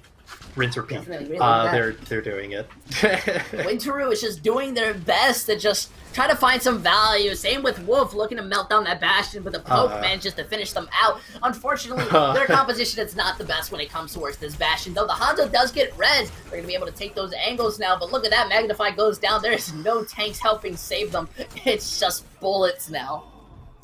Johnny Proton's 3/4 of the way to his tank mode. This is insane. I don't know what Winteru can even hope to do there. This composition is probably just going to roll through. If I were Inferno Foxes, I'd consider swapping. At the very least, the tank line. Probably at least one of the DPS. Hanzo could probably stay, but Winteru might want to swap over to something like McCree maybe, Junkrat, even just something to spam down the Bastion because they have nothing to deal with it at this moment in time. It's going to be much worse. Remember, on second point, it's very close together. That Hog has to go into some weird angles that the team's going to be able to bail out for. And now look at this. They're already starting to melt down the shields. Everyone's on high ground. They try to take out that Bastion with the strikes. but he's just there. He's getting pocketed to hell and back, and Magnify is going to be caught out on the ground. They now have Sentry mode. Bastion is being damage boosted. The hook goes onto the Orisa, boosts them up. Doesn't even matter. The Widow's just still there. Just looking like a kid lost in a park, having to go back home. Johnny Proton doesn't have to move at all. He's yet to even be pressured off of the point to like attempt to stay alive. This is just free sailing for this pirate ship. they're cruising in for a disgusting time bank. 6 minutes! I have never seen that on Junkertown. And the fact that they're going to be coming up on 6 ult soon. Look at that Diva. They use the dragons, and they're going to be able to melt out Johnny. The immortality was there, but wasn't able to save them. Now everybody has to just back up. Inferno Fox is tired of being rolled. The troubling part for Inferno Foxes here is, yes, they won that fight, but the spawn is right there for 50 Shades. They have to back up. They have to let the cart push forward because they can't win this fight for that long. That is really going to matter, right? Interestingly, Johnny Proton sticks onto this Bastion. I'm not sure if I would have recommended that just because it's going to be so hard to set up. Yeah, look at that. The res goes onto the Orisa, but they're already brawling out. The Gravitic Flux slamming them down. The Immortality saves them, but the Bastion doing an amazing job of adding pressure. Their target focus was lacking in towards that fight where everyone was behind them, but the Bastion was in front of them, and they didn't know who to worry about. Yeah, well, first thing you gotta worry about in a Bastion comp is the Bastion. They just have to die first, period, and that's really not happening here. Johnny Proton's usually dying last, if anything. I mean, like the 2 times that he did die. I mean, heck, he was the only person to die in the last fight, and now Inferno Foxes really don't have too much to deal with this Bastion once again. Yeah, look at that. They're using the Bongo and Sentry, just looking. Those Dragons managed to split the team, but not by much. They've lost their Diva mech and just shooting on top, managing to find them out. How unfortunate. That does so much damage. Now they're just looking to rotate out. The window comes, and that might help them. They get out the Bastion, but the Immortality has to be used to save out the McCree. Lucio being able to pick people, and the Hanzo looking to just end this out. But the Reds goes on to the Mercy. The Reds gets onto the Bastion. He gets picked, sure, but but it doesn't really matter much because only the Diva's there to try to stop this out. They use the window looking to just pressure people. Slimy also switching onto the Tracer. Now the Reinhardt's back. That shield, the High Noon. Pocketing. They managed to dodge it out like smooth criminals. The Shatter now on top of Lunar. He has the ability to end this fight if his shield does not break and he dies before it, but look at this. He's just walking behind it. Pops a Shatter. It gets blocked and halted, and now they're just looking to do their best. Such a messy fight as we're seeing the swaps go on, and that Ryan is dangerously low. Johnny's just doing his best to finish people off, but it's still somewhat of an even fight. The remake now going on. Magnify has the remake, and those respawns were just in their favor. They were not able to kill people fast enough. Yeah, that just turned into what you'd normally call a 2CP. They just didn't have the target focus well enough to do anything. Now, the good thing for Inferno Foxes here is that 50 Shades have basically no ultimates outside of their Bat Matrix, which is still going to take another minute or so to build up. Yeah, but Slime gets the pick onto that Bat Teeth. That's not what you want for an early fight. Magnify just looking for the opportunity to use the Demon Bomb Railgun, able to find out Lunar now. The High Noon gets shut down before it even gets used. Now the remake coming out from Magnify. They're not being able. No, they fight too. How do you let that happen? Sure, they deny the remake, but you just lost 2 people. Now they're looking to stall. Both supports just looking to do their best. Ball now coming out. They pick off that Tracer. Doomfist is here too, looking to just fist you out one, and the ball is just spinning to winning. Look at that, managing to poke out Slimy from the fight, and it's just going to finish them off. The stall works. Remember, this is Junkertown. Call it a 2CP. The Doomfist doing so much work on booping them around. They can't stay together, and they can't focus. Winteru and Wolf have transcended to a different level, a different plane of existence right now because they are playing out of this world. They have been absolutely crucial in every single one of these fight wins, and now the time bank for 50 Shades is actually what I consider human. Like, it's still really good if they can capture it with any of these fights. They're coming up onto some of their ultimates. Pulgasari is going to have their Shatter, as well as Slimy Serpent and Johnny Proton having their ETS ultimates. Benjamin still has that AM Matrix as well. Yeah, Slimy using the High Noon. They try to melt, but the Peel's there to save him out, holding him for a long time. Now that window gets used in the corner, but the Shatter gets blocked, unable to find much. The Doomfist looking to finish people off. It's just hiding inside this room, waiting for the Immortality to wait out. Gets 2 with it. They were just camping in there. Doesn't even matter Winteru, the Phantom Menace! Oh my word. I think that's the second time in a row that Winteru finishes a fight with like 4 final blows. This is disgusting. Like, Winteru has been playing like every kind of DPS as well. Like, he was on the Widow before, he was doing fine on that. He popped off on the Ashe on their final approach to third point, and now we're in a minute and a half remaining. Interesting fire swap. I'm not sure if they're going to find value here with such a close quarters area. Yeah, like the Doomfist is already looking to fight them, but has to back out. The slam going, they're taking this fight. Gliscor has the Diva Bomb, but Pulse is being dangerously low. The Doomfist from behind's gonna punch and find out Railgun! And the Pulse Bomb goes on to the far, finishing it out from 6 minutes to 1. It looks like 50 Shades have to do a bit more if they want to try to win out this point. Yeah, definitely. I'm not sure if the Pharah swap is it, but you can definitely make it work, especially because Inferno Foxes currently have no hard hits again. I think that was the thought process behind it. Thus far, it's not really working. You can see Johnny Proton's ult charge went up about 29% in a singular fight, so, meaning they did basically no damage whatsoever.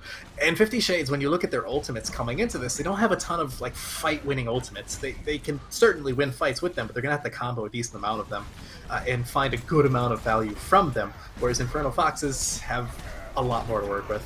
Look at that, Lunar popping the Shatter and manages to get blocked. They use the Sound Barrier as an engaging ability, just looking to finish people off. Wolf and Lunar being able to manage to get people. That Diva Bomb comes out, not even being able to Magnify. It's just going to be able to eat everything up. Now that Immortality is being popped, the Diva Bomb from Magnify is going to be used, looking to just sustain themselves, and they're picking out Benjamin. And now we're going into overtime. Winteru doing an amazing job of just finishing these targets out. They're not being able to stall. They're not being able to recontest. And folks, it doesn't matter how much time you have, it's how you use it, because it looks like Inferno Foxes bringing it back, winning Junkertown, taking the lead 2-1. Wow. Every single map thus far, all 3 of them, have been so insanely close, and I'm loving every second of it. We're also seeing a lot of different looks from these teams. We're seeing double shield, we're seeing a wrecking ball composition briefly, we're seeing the double sniper, we're seeing stereotypical brawl, we've seen double bubble. This is a whole lot more than I was expecting when coming into cast a Diamond game. These teams, honestly, look really good for Diamonds. I can see why they're undefeated thus far. This is such a good series. I feel like the part that hurts the most is from the fact that they could have capped. 50 Shades had the opportunity, but they let 2 die from a Diva Bomb that I don't know how they saw it coming. They all just, boom, their brain dead. And then Wolf, Winteru had the opportunity to switch to some very coordinated DPS. They probably are communicating off their tongue. They did an amazing job of shutting down everyone, especially the support line from 50 Shades. Yeah, it took basically 90% of the map, even 99% of the map, to actually take out the Bastion. But once they did, and once Winteru and Wolf were able to get established onto the point at the very final hour, granted it took an extremely massive spawn advantage to do so, the cart just didn't move anymore. Like, Winteru was getting 4 picks every single fight, you know, Wolf was getting like 3 or 4 picks from the staggers alone. Like, it was just ridiculous, and it was really good recomposure from Inferno Foxes, and I guess a lack of planning in terms of 50 Shades not knowing what to do after the pirate ship fell. They like got almost to the very end, and once they had to swap off the Bastion, they're like, well, what do we do now? Yeah, they almost seemed uncomfortable going up against the Doomfist and Tracer combo. They weren't paying too much attention to Wolferu, and when he started to kind of engage in, they would turn to focus, and then everyone else on the enemy team would just say, well, you're not looking at us, we're just going to pressure you out and finish you off. Yeah, pretty much. I mean, the target focus has to be top-notch when you have such a massive defender spawn advantage. You see it in a lot of 2CP maps. That's why it's usually called being 2CP'd. But it can happen in just about every map. I mean, we saw it in Blizzard World even on second point. We saw it at the very end here on Junkertown. And it really just requires an extremely decisive fight win. And 50 Shades really lacked that once they got to the final approach of third point there. Ooh, now I'm shaking. I'm getting a little nervous because I feel like 50 Shades still have 100% of an opportunity to bring this back. And let's be real, what we're going up to next is one of the most hated map types within the world. We're going to 2CP, and we're going to Volskaya Industries, my most hated and favorite map in the entirety of Assault. It has a lot of different faces, in all honesty. You could see Double Bubble being run a ton in terms of like the Overwatch League. In the past, we've seen a lot of Widow play, a lot of Ashe play, so we could be seeing more of that if Winteru wants to pull that out. Otherwise, we could also just see stereotypical Brawl, run it down mid with the McCree May. Oh, I can definitely agree, and I can definitely see it. Now, Okay. let's look at these teams. Double Bubble being run. It's Volskaya. I can definitely agree with both of these compositions wanting to be attempted. I feel there's enough high ground and enough low ground spacing to where you can run both any type of variation. Yeah, definitely. I really like this Ashe pick from Winteru. He completely dominated on it in Junkertown at the very end of Inferno Fox's offense. So I fully expect them to be able to find as much value here. You know, not as much, not as long sight lines as a Widowmaker, but that's not really necessary, especially on Volskaya. I don't trust it quite yet, but we might be seeing. Okay, yeah, there's a few swaps coming in for 50 Shades. They eventually land on the more stereotypical version of this Double Bubble.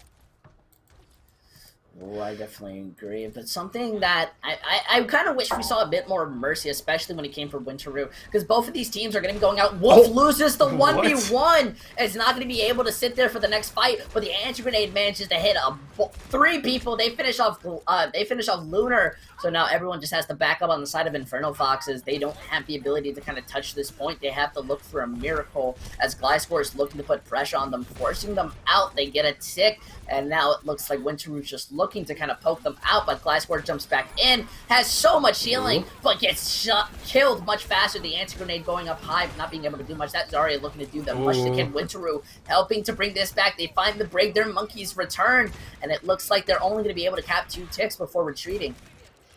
Yeah, but that's 87 and some change percent in a minute. If you're 50 Shades, you take that. You have so much time. You haven't even gotten to the ultimate phase of the fight yet. Neither team is really close to the ultimate phase of the fight. I guess Neptune's going to have their Nano Boost soon. Johnny Proton's going to have their Pulse Bomb soon. But otherwise, not much else. It's going to be another dry fight. And as we saw, 50 Shades looked a lot more dominant in that first push in the neutral fight. So they definitely are feeling pretty in this upcoming engagement. Well, but now we're going into the scenario where they kind of have to go back into the fight. Look at that. They're going to be taking that side. Benjamin managing to find Winteru. Lunar just going in, managing to split things up. It's going to be anti, so no healing saving them. Now they're forced to touch point. They're just looking to do the best they can. Gliscor able to find out Neptune. They have less healing now, and that Zarya is just being melted down. Sorry, Magnify, but there's just not too much in sight for you as they're going to be able to cap first point. Yeah, and 5 minutes going into Volskaya's second doesn't guarantee a capture. We've seen crazier holds in this series, but it is a good time bank. It allows 50 Shades to have a few different ult phases coming into this points and, you know, take their time. There's no pressure yet. I can definitely agree. Look at that. The dive coming in. They're already popping out the nano, pressuring out the supports, but the rally nano are just being there to sustain themselves. Railgun's gone, so there's no rally on that side. Lunar being able to pick out Johnny was just trying to sneak in, and 50 Shades was just going to have to, you know, cha-cha smooth the way out of there. Unfortunately for Inferno Foxes, they did use both support ultimates, basically stacked on top of each other. I'm sure they're going to be wishing they had at least one of those back. But they didn't use absolutely everything, so they're going to be relatively even. 50 Shades have a slight advantage in terms of pure ult economy. In terms of the next fight, I would almost expect 50 Shades to engage with the rally and then probably look for either a High Noon or a Graviton Surge. Yeah, but look, they're going to be going in. Lunar already going down really quick. Winteru does have the bomb to help contest. They aren't even going to reach a tick. They're going to stop with the break, manages to stun it out. That rally sustaining them in. Moore somehow dies. Don't really know how. Magnify, they're using the Graviton Surge to be able to pick off. And Railgun, and looks like the Kree are going to be helping even this up. 2 ticks still caught in. Magnify still there. Going to be bubbling the monkey to help sustain the High Noon being popped out. Going to be able to find out Lunar, but now the supports are back into the fight. They want to try to stall this as much as they can. Oh, okay. There you down. go. Now the counter Graviton Surge being used. I don't know if Magnify is going to be able to do much. Both those managed to find Gliscor, and they finish off Wintru before he can even touch point. Neptune managing to get out Slimy. Still somewhat of an even fight. The pulse bomb comes out. Wolf helping, bringing it back. And looks like the stalls working. The Brigand Tracer are looking to just end people. Wintru is back to the game. Let's see if we're going to be able to find anything. Johnny just doing the best. They managed to find out the break. The Honest comeback slept. Wintru being kind of almost shut down, but barely surviving. It's almost going to find the Tracer, but the Monkey's going to be able to dive on Gliscor. They're doing an amazing job of diving, but they're doing also an amazing job of stalling from both teams. Looking to just finish out the Ana Moron, just looking to finish people off. The Nana being going on to the Monkey, just hoping to kind of win this fight, being able to find out Neptune into the fight. So there's going to be no Nana coming on their side. Badge also picks off the Tracer with a little punch. Lunar being able to find out that Ana, so now they even have less healing. Zarya doing their best to just bail out the team, but the mech is gone from the side of Inferno Foxes, and now they just jump off, and I'm guessing they finally have given up, and they decide to reset. That was such a costly fight for 50 Shades. They didn't use too many ultimates, but they wasted so much time. That was like, what, 2 minutes flat that they wasted for basically an unwinnable fight. They just kept staggering in and hoping that it would work, but it never was going to. The spawn advantage is just too strong. Yeah, it's what you call a 2CP type of moment. You don't kill them fast enough, they're gonna just come back. And now Neptune, they're gonna be using the rally to help themselves engage, but the Nano's going straight on. So Lunar now Wintru just going in, hoping to find a target. Unable to in the initial dive. The pulse bomb going on to Neptune, finishing them off. Wintru getting melted. Looks like 50 Shades finally found the opportunity that they've been waiting for, as Wolf is just gonna be slammed down and killed. Same with Lunar. Now there's really only the Lucio, but he's gonna be killed mid-air. Call it the Ajax, as they're going to be able to capture with a second point with 1 minute and 51 seconds left on the clock. That's still really good for a Volskaya to capture. It's not the 5 minutes they started with, but you take what you can get. You know, they are guaranteed, if this goes into extra rounds, they're guaranteed another attempt at an offense. But they have a chance to defend first. But so hey, can you really complain? I mean, on Volskaya, I feel like that can be very held to kind of capture all points. And the fact that they've got at least over a minute, that means we can bring this into a 4-4. All they have to do is get this into an overtime, and they pretty much have a guaranteed win condition. Possibly, yeah. Now, looking at what 50 Shades wants to run on this defense, it looks like they are... Okay, well, Johnny's kind of memeing around with the picks. Eventually ends up on the Tracer once again. Trying to fool us with the Genji, but not going to happen this time around, unfortunately. The Cybernetic Ninja is not making an appearance for more than a few moments. Inferno Foxes, on the other hand, it looks like Winteru is contemplating their options, but otherwise, more of the same. Not too shocking. Okay, it's going to be sticking onto the McCree, so actually mirror matchups this time around, as opposed to Winteru, who was on the Ashe on the first defense for first point at the very least. Be interesting to see how Inferno Foxes manages to use the aggression they had in Junkertown on their defense to push in, because they're going to need to be more aggressive than they were on their defense here on Volskaya. Oh, I definitely agree, but now look, they're going out. We're going to be seeing Lunar jump right in, gets bubbled, saves. Johnny goes slow, going to be looking for every other target. Neptune having to be in the back, but Lunar has no type of peel. That bubble just being there to shut them down, and now they don't have the monkey to engage, so I think they just want to back out. One of the difficult things about Double Bubble is that you can't stack up the Zarya bubble for either her team as well as the Winston's shield bubble, because that's the entire survivability of the Winston, right? And using both of those in tandem basically just guarantees that Lunar is going to melt almost instantaneously. Yeah, Gliscor just barely being able to escape from that fight, was down to 108. When Drew gets picked, that's not good. They've lost that Echo to help burst people down, but they want to take over that high ground, it seems. They want to look out for Benjamin, and now but the Peel's going to be there, and look at that. Lunar's just doing his best to try to save his team, but the anti-grenade goes on. The bubble does cleanse, has to go down to the Mega Health Pack room, but does get picked out by Plug. That's not going to be looking so great. Now we're just seeing the rest of them just have to kind of stall themselves, looking to even this out, but the anti-grenade now goes on to Magnify, and they're just going to be able to start walking in. Neptune does find Railgun, which I would say would be good if it's not going to be that big of an issue. Oh, they're staggering themselves so hard. Railgun's probably going to have a decent chance to get back in time for the next fight. And really one of the difficult things I'm noticing for Lunar Emerald here is that they're using the jump pack to engage, as opposed to, if you look at Gliscor, when he jumps in, it's not really jumping in. He's kind of walking up to Inferno Foxes and using his jump back to disengage. And that's the best way to stay alive as long as possible after the bubbles have been expended. Yeah, they use the nano to sustain themselves, especially because Gliscor is using the primals, going to be able to find out Lunar, and is still there in the back line, finishing off targets, making sure that they are just not going to have fun in this game. Yeah, well, we said it earlier, I believe, on Lijiang, but Gliscor has some pretty nasty primal mechanics. He's getting the chance to show that off once again.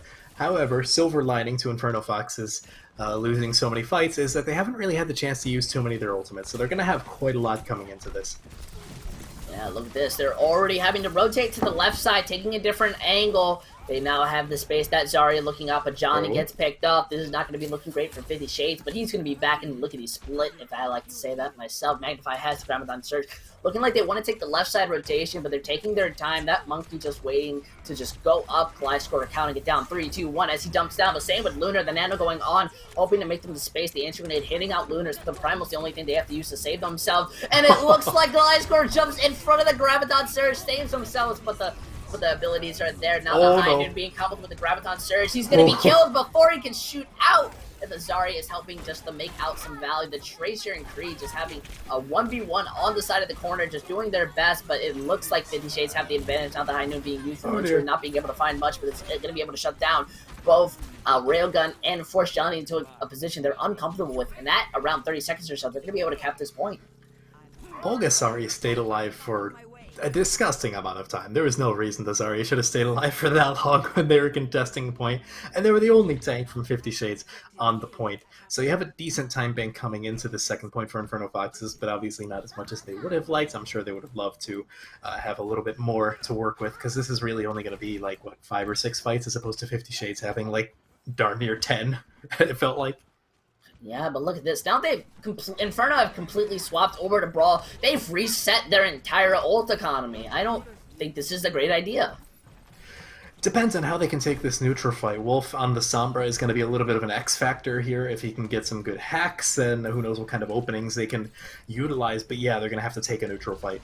Yeah, look at this. They take the entirety of the high ground. That bubble comes out. Gliscor gets melted, unable to escape. Now they're just looking. The translocator gets hacked broken as well. Now they've just taken over the high ground and full control over this point. The Sombra just being forced. They have to use the Brig. Nano Brig to try to stop, and they hack out the Tracer, so you're not even going to be able to recall or blink around. Now the Monkeys returned into the fight. Same with the Ana, just looking to do their best. They may find out Winteru, but now the hack goes onto the ball. No, never mind. Looks like Gliscor says it's not over till it's over. And still looking for the opportunity to end this fight. Gliscor is now going to be going down. They use that window to its fullest. The ball is looking to do his best, but he's going to be hacked. The Brig now returns the point. Same with the Tracer. The Rally going to be helping to sustain. The Pulse Bomb comes out, not able to find anyone. Now they're looking to just shut down this Brig.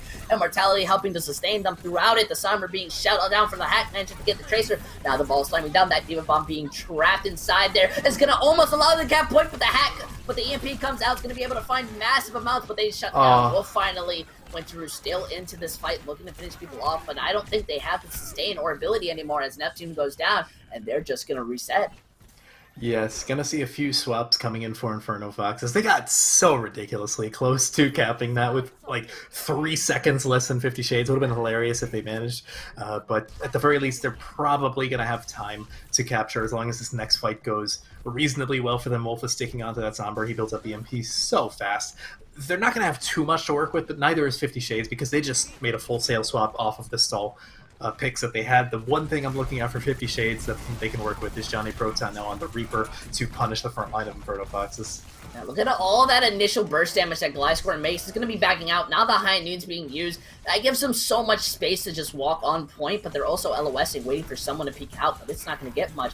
Look at that. Now they're fighting on towards the point, just looking to do the best. That bubble and the Immortality gets out, but the window not being used. Look, they'll finish off. The hack goes onto Gliscor. He has to back out. Doesn't want to die really quickly, and Zarya gets picked out inside of the corner, while Slimy's just looking to find someone, but it looks like Railgun's going to be evening it up by finding Winteru, but Wolf is going to counter that up by finding out Railgun. Now they even fight the Anti-Grenade goes out, but the Sound Barrier are going to be used to sustain them throughout it. They can't get off for a second. The Reaper looking to do their best, but they're going to be shutting down the Ana and finally shutting down Slime and now it's all up for the Reaper to do whatever they can. Same with the ball. They're just being stalled out, and the Reaper gets shut down. Now the ball is spinning to winning, looking to do their best. Wolf isn't around to try to hack or stop them out. They can't even get off the point for a millisecond. The bubble now coming out from the Winston, hoping to do it. The Primal now there, but the Shatter comes out to help sustain. The High Noon manages to find out more before the Immortality comes up, but they still have the advantage into this fight. They're doing so well, and still at 3.6 seconds. All they have to do is not touch.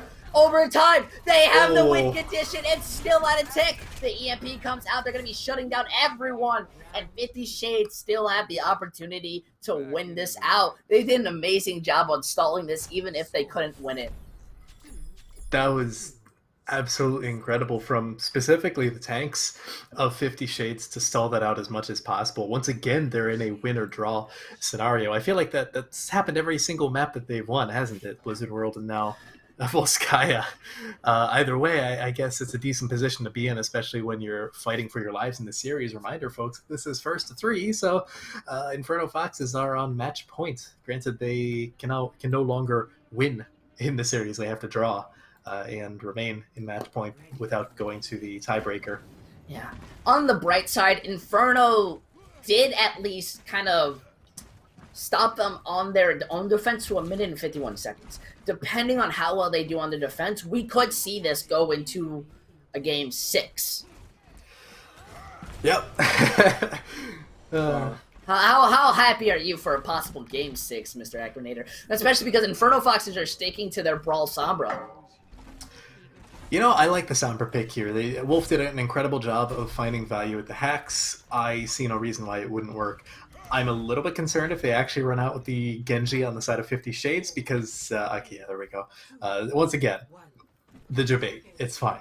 So Wolf is going to be one of the big playmakers here for Inferno Foxes in their efforts to hold the point to just one, or rather, no ticks. I like where Inferno, but they get caught out. Now they're going to be speeding out. They look for that Ana, but the Anti-Grenade's going to be hitting too. Now they have to back up. They don't want to fully commit until that's gone. They're just waiting for that heal up with the rotation aside. The attackers and defenders that swap. The charge going in is going to be stunned out. Everyone else has to touch. They're going to be able to find Winter Wolf managing to get two. Same with Lunar. Immortality helping to sustain them. That was a close call, but it looks like they're saving themselves in towards this fight. The Tracer looking to do her best. Johnny just trying to do his best, and it's going to be picked out. That was 2 seconds from a C9, if you ask me.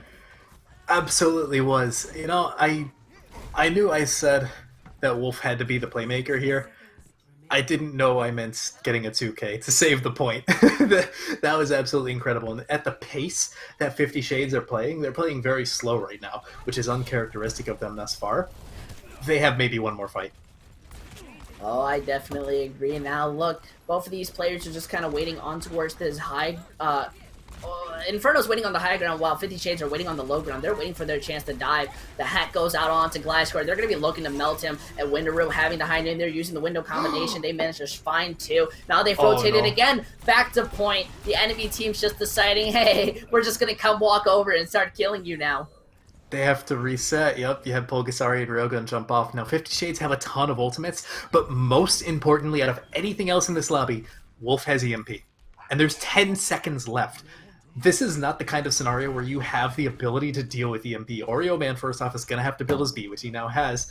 Yeah, but Johnny gets picked out first. Now the Shatter comes out looking to finish off that ball. The Monkey has to jump to do their best to build up that Primal, but they're just going to be melted down before anything. The EMP also hacking. What an amazing usage of abilities. The Rally comes out looking to stop them. The hack and stun kills out Gliscor, and it looks like Inferno Foxes, while they may not be winning the point, they are going to be doing the best they can to help stall this out as we go in to a map 5. Oh no, we're still waiting. That's the ball. We're still waiting. Yeah, there we go. But now Inferno Foxes draw this out as we go back onto control.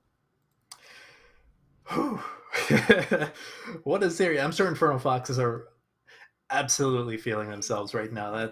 That was an incredible defense. I am beginning to question why Wolf hasn't been playing Sombra this entire time, because this is really good. Gliscor, again, with the beautiful Primal Rage mechanics. Pretty rare they get a environmental onto a Winston, but you take those. Yeah, I just want to. Can we just give so much love to the Sombra player? Just doing an amazing job on shutting down anyone with high mobility or sustain that could end up making a value and just pressuring them out. That's really what ended up winning the fights, besides from kind of everyone on 50 Shades just running in and ignoring the people that were behind them. Pretty much, yeah. Most of the time, the Sombra was the one that was behind them, and Wolf has already proven that he's very capable of getting 2 or 3 kills as Sombra, basically solo, aside from a little bit of spam here and there. And that's an incredibly dangerous thing. You know, Sombra doesn't necessarily have the highest burst damage, but she has a good amount of like sustained damage. And if you let that run amok in your backline while you're still trying to deal with a full brawl in your front line, you're going to have a really rough time of doing anything, as we saw 50 Shades just struggle so much to even get any progress whatsoever. Oh, 100%. But now we're rotating all the way back to control, and I think it's going to be the 2 points that we didn't have the opportunity to see. So it's either going to be, I believe, Busan or Ilios. Yeah, funny enough, we did not actually run Busan first. So I think when it comes to this, obviously, Inferno Foxes won the initial point. I think they've done an amazing job on playing, kind of upping up their tempo, especially with that Sombra. They seem a lot more confident and risk-taking with it. So I definitely think if we go on to a map like Busan and we see a Doomfist out, we're going to be seeing it from the side of Inferno Foxes. I could definitely see it. You know, Wolf played a pretty nasty Sombra. In Volskaya, Winteru played a really nasty Doomfist at the very end of Junkertown, so we could be seeing some legitimate Hackfist. I know Inferno Foxes teased it here and there, but they generally swapped off of it rather quickly in the past. It's extremely viable in control, especially if we go to Ilios. Like, everything aside from Well, I'd say, is a very good Hackfist map. I'm not entirely sure which of those two we're going to be seeing quite yet, Busan or Ilios, but we will have that for you in just a moment once these teams decide. You know, I'm not too shocked that they're taking their time. This is, again, match point still for Inferno Foxes, and 50 Shades are trying desperately to stay in this series after what has been a grueling 4 maps so far. Yeah, both of these teams have done, I would say, an amazing job, but those slight differences in hero plays are definitely helping them out. If you're 50 Shades, I think right now, rather than focusing on your own gameplay, you focus on your mentals. I don't know about you. I would be so frustrated right now. Yeah, it definitely sucks to go into Volskaya the way they did and come out with really nothing to show for it. But at the same time, you know, both of these teams are currently undefeated still, by the way, for those of you who haven't caught the beginning of this stream. So both of these teams are 2-0 thus far in GGNA, right? So they have what it takes to pull out a win. They've shown that before. It's really just a matter of staying composed, and if this is the moment for them to step it up that extra notch and say, we're not just a good team, we're the best, this is the time to do it. Well, my fingers are shaking as we just wait out. And honestly, if I want your opinion, if you're 50 Shades, what do you think you have to do to start winning? Like, I think you have to start adapting around Inferno Fox's playstyle. They're running Sombra, they're running Doomfist, their DPS have flexibility. Their tanks are doing an amazing job of spacing you out, so you need to play around that. Yeah, realistically, if you're 50 Shades, you kind of have to punish the main tank of Inferno Foxes. Again, he's using his jump pack on Double Bubble, for example, to engage as opposed to disengage. And that's very risky, as we've seen. He'll just get anti-nated and completely melted in like 0.5 seconds, if that. In terms of the Sombra, dedicate one of your DPS to deal with that, you know. Possibly play the D.Va for spy checking. Just have someone spy check. Just go around, make sure that the Sombra can't get free damage, whatnot. Yeah, but look at this. We're going straight on to Busan, the map we predicted. 2 Busans. No, first one was Lijiang Tower. But I would say this kind of favors Inferno Fox's playstyle. They've seen a lot more flexible, but 50 Shades, if they do this right and they start figuring out how to adapt, their aggression is going to overwhelm Foxes. Definitely. I mean, we've seen it thus far, especially in Blizzard World, where 50 Shades played it really well. They played hyper-aggressive. They got a lot of value in just shutting down Inferno Foxes, specifically with Benjamin, with the anti-nades when he was playing Ana. So it's definitely possible for 50 Shades to bring this to a map 6, but they're going to need to play a little bit more decisively and make sure that Inferno Foxes aren't playing to their win conditions as well as 50 Shades is playing to their own. Oh, look at this. We're going straight out into Mecha Base. This is by far my favorite point of any type of control map, and we're seeing both these teams run a similar, but Wolf is running the Mei, and I think that's might be a bigger type of hero pick than the Hanzo. Potentially, again, Inferno Fox is much like Lijiang, ironically. It's very momentum-based or tempo-based, I suppose, whereas Inferno Foxes want to play a little bit slower with this Mei, just so that she can find good walls, find that extra value. 50 Shades are running a hyper-aggressive poke composition, so they want their DPS to find picks before the fight really even starts. Yeah, look at this. The Brawl already going out, looking to find. Oh. They do manage to get out Wolf. That Mei wall is not even going to matter. The Immortality helping him get out, but Gliscor is now gone. Lunar being half dead, just barely alive. A zombie in the making. 50 Shades putting on so much pressure and damage that Johnny is already looking to just do something. Lunar does manage to find out their slime. 50 Shades are now, Inferno are now wanting to run in, but the Hanzo Johnny is just sniping them. And we do see the McCree on point Winteru, but it doesn't even matter because now the Immortality is gone. They built up the window. They have the opportunity to help win. They've now captured point. Everyone else on 50 Shades just having to back up, and now they're being forced out of the point. This is not happy for them. They're looking to just finish off Gliscor, but Winteru gets picked off while the rotation, the sound, looking at the Graviton Surge being used, Immortality helping to sustain, but I don't know for how long because Neptune's now gone, and the Hanzo's just looking to pick off value, and the McCree is getting people, and look at that, the Lucio Railgun managing to finish this off, and sure, that gets up to 22%, but you'll be now back into your spawn room. Yeah, definitely a really close back and forth, in all honesty. It kind of stinks that Wolf died so early for Inferno Fox, just because he's so much further behind on his ult percentage than anyone else. Oh. Yeah, it's not going to be looking great. Look at that. They used the dragons, forced him out, and Gliscor is just able to hit W while walking. Gliscor hitting a beautiful 5-man shadow there. The only one who wasn't caught in it was Wolf. And now you have 50 Shades starting to equalize for the control percentage, but it's worth noting that Wolf is going to have a free Blizzard. They don't have anything to do with this. They don't have Railguns B, and Pulgasari is on Zarya, not D.Va, so they can't eat it. They're going to catch them out of rotation. They understand, but they used the window in preparation, so now they're not going to have it. Wolf has the Blizzard if they try to touch that High Noon being popped. They're going to have to LOS it or do their best. The Immortality comes out, and the shot manages to find out Neptune. Same with Lunar. Wolfaroo almost gets a 3K, but the Immortality manages to save 2 people. Magnify is also just looking to die out of point, and it looks like 50 Shades don't want to lose without a fight. Wolf used the Blizzard there, but it was a panic Blizzard. They don't have it anymore, and they swap immediately to Sombra. I can't really blame them for that. It's going to be difficult for 50 Shades to deal with the Sombra outside of Slimy Serpent just pressuring her out. In terms of ultimates, well, Inferno Foxes have both of their tank ultimates. And D.Va Bong goes so far out, the Shatter comes and hits everyone, but the Immortality manages to save them. The counter Shatter managing to find out too, Winteru not being able to do anything, same with Neptune, 88%. They now all have to reset and hope they can do anything when it comes to touching point. Magnify just being staggered, laid out too. Yeah, and that was honestly a crucial fight win for 50 Shades because they didn't really have too many ultimates to invest there. They did towards the very end of that fight.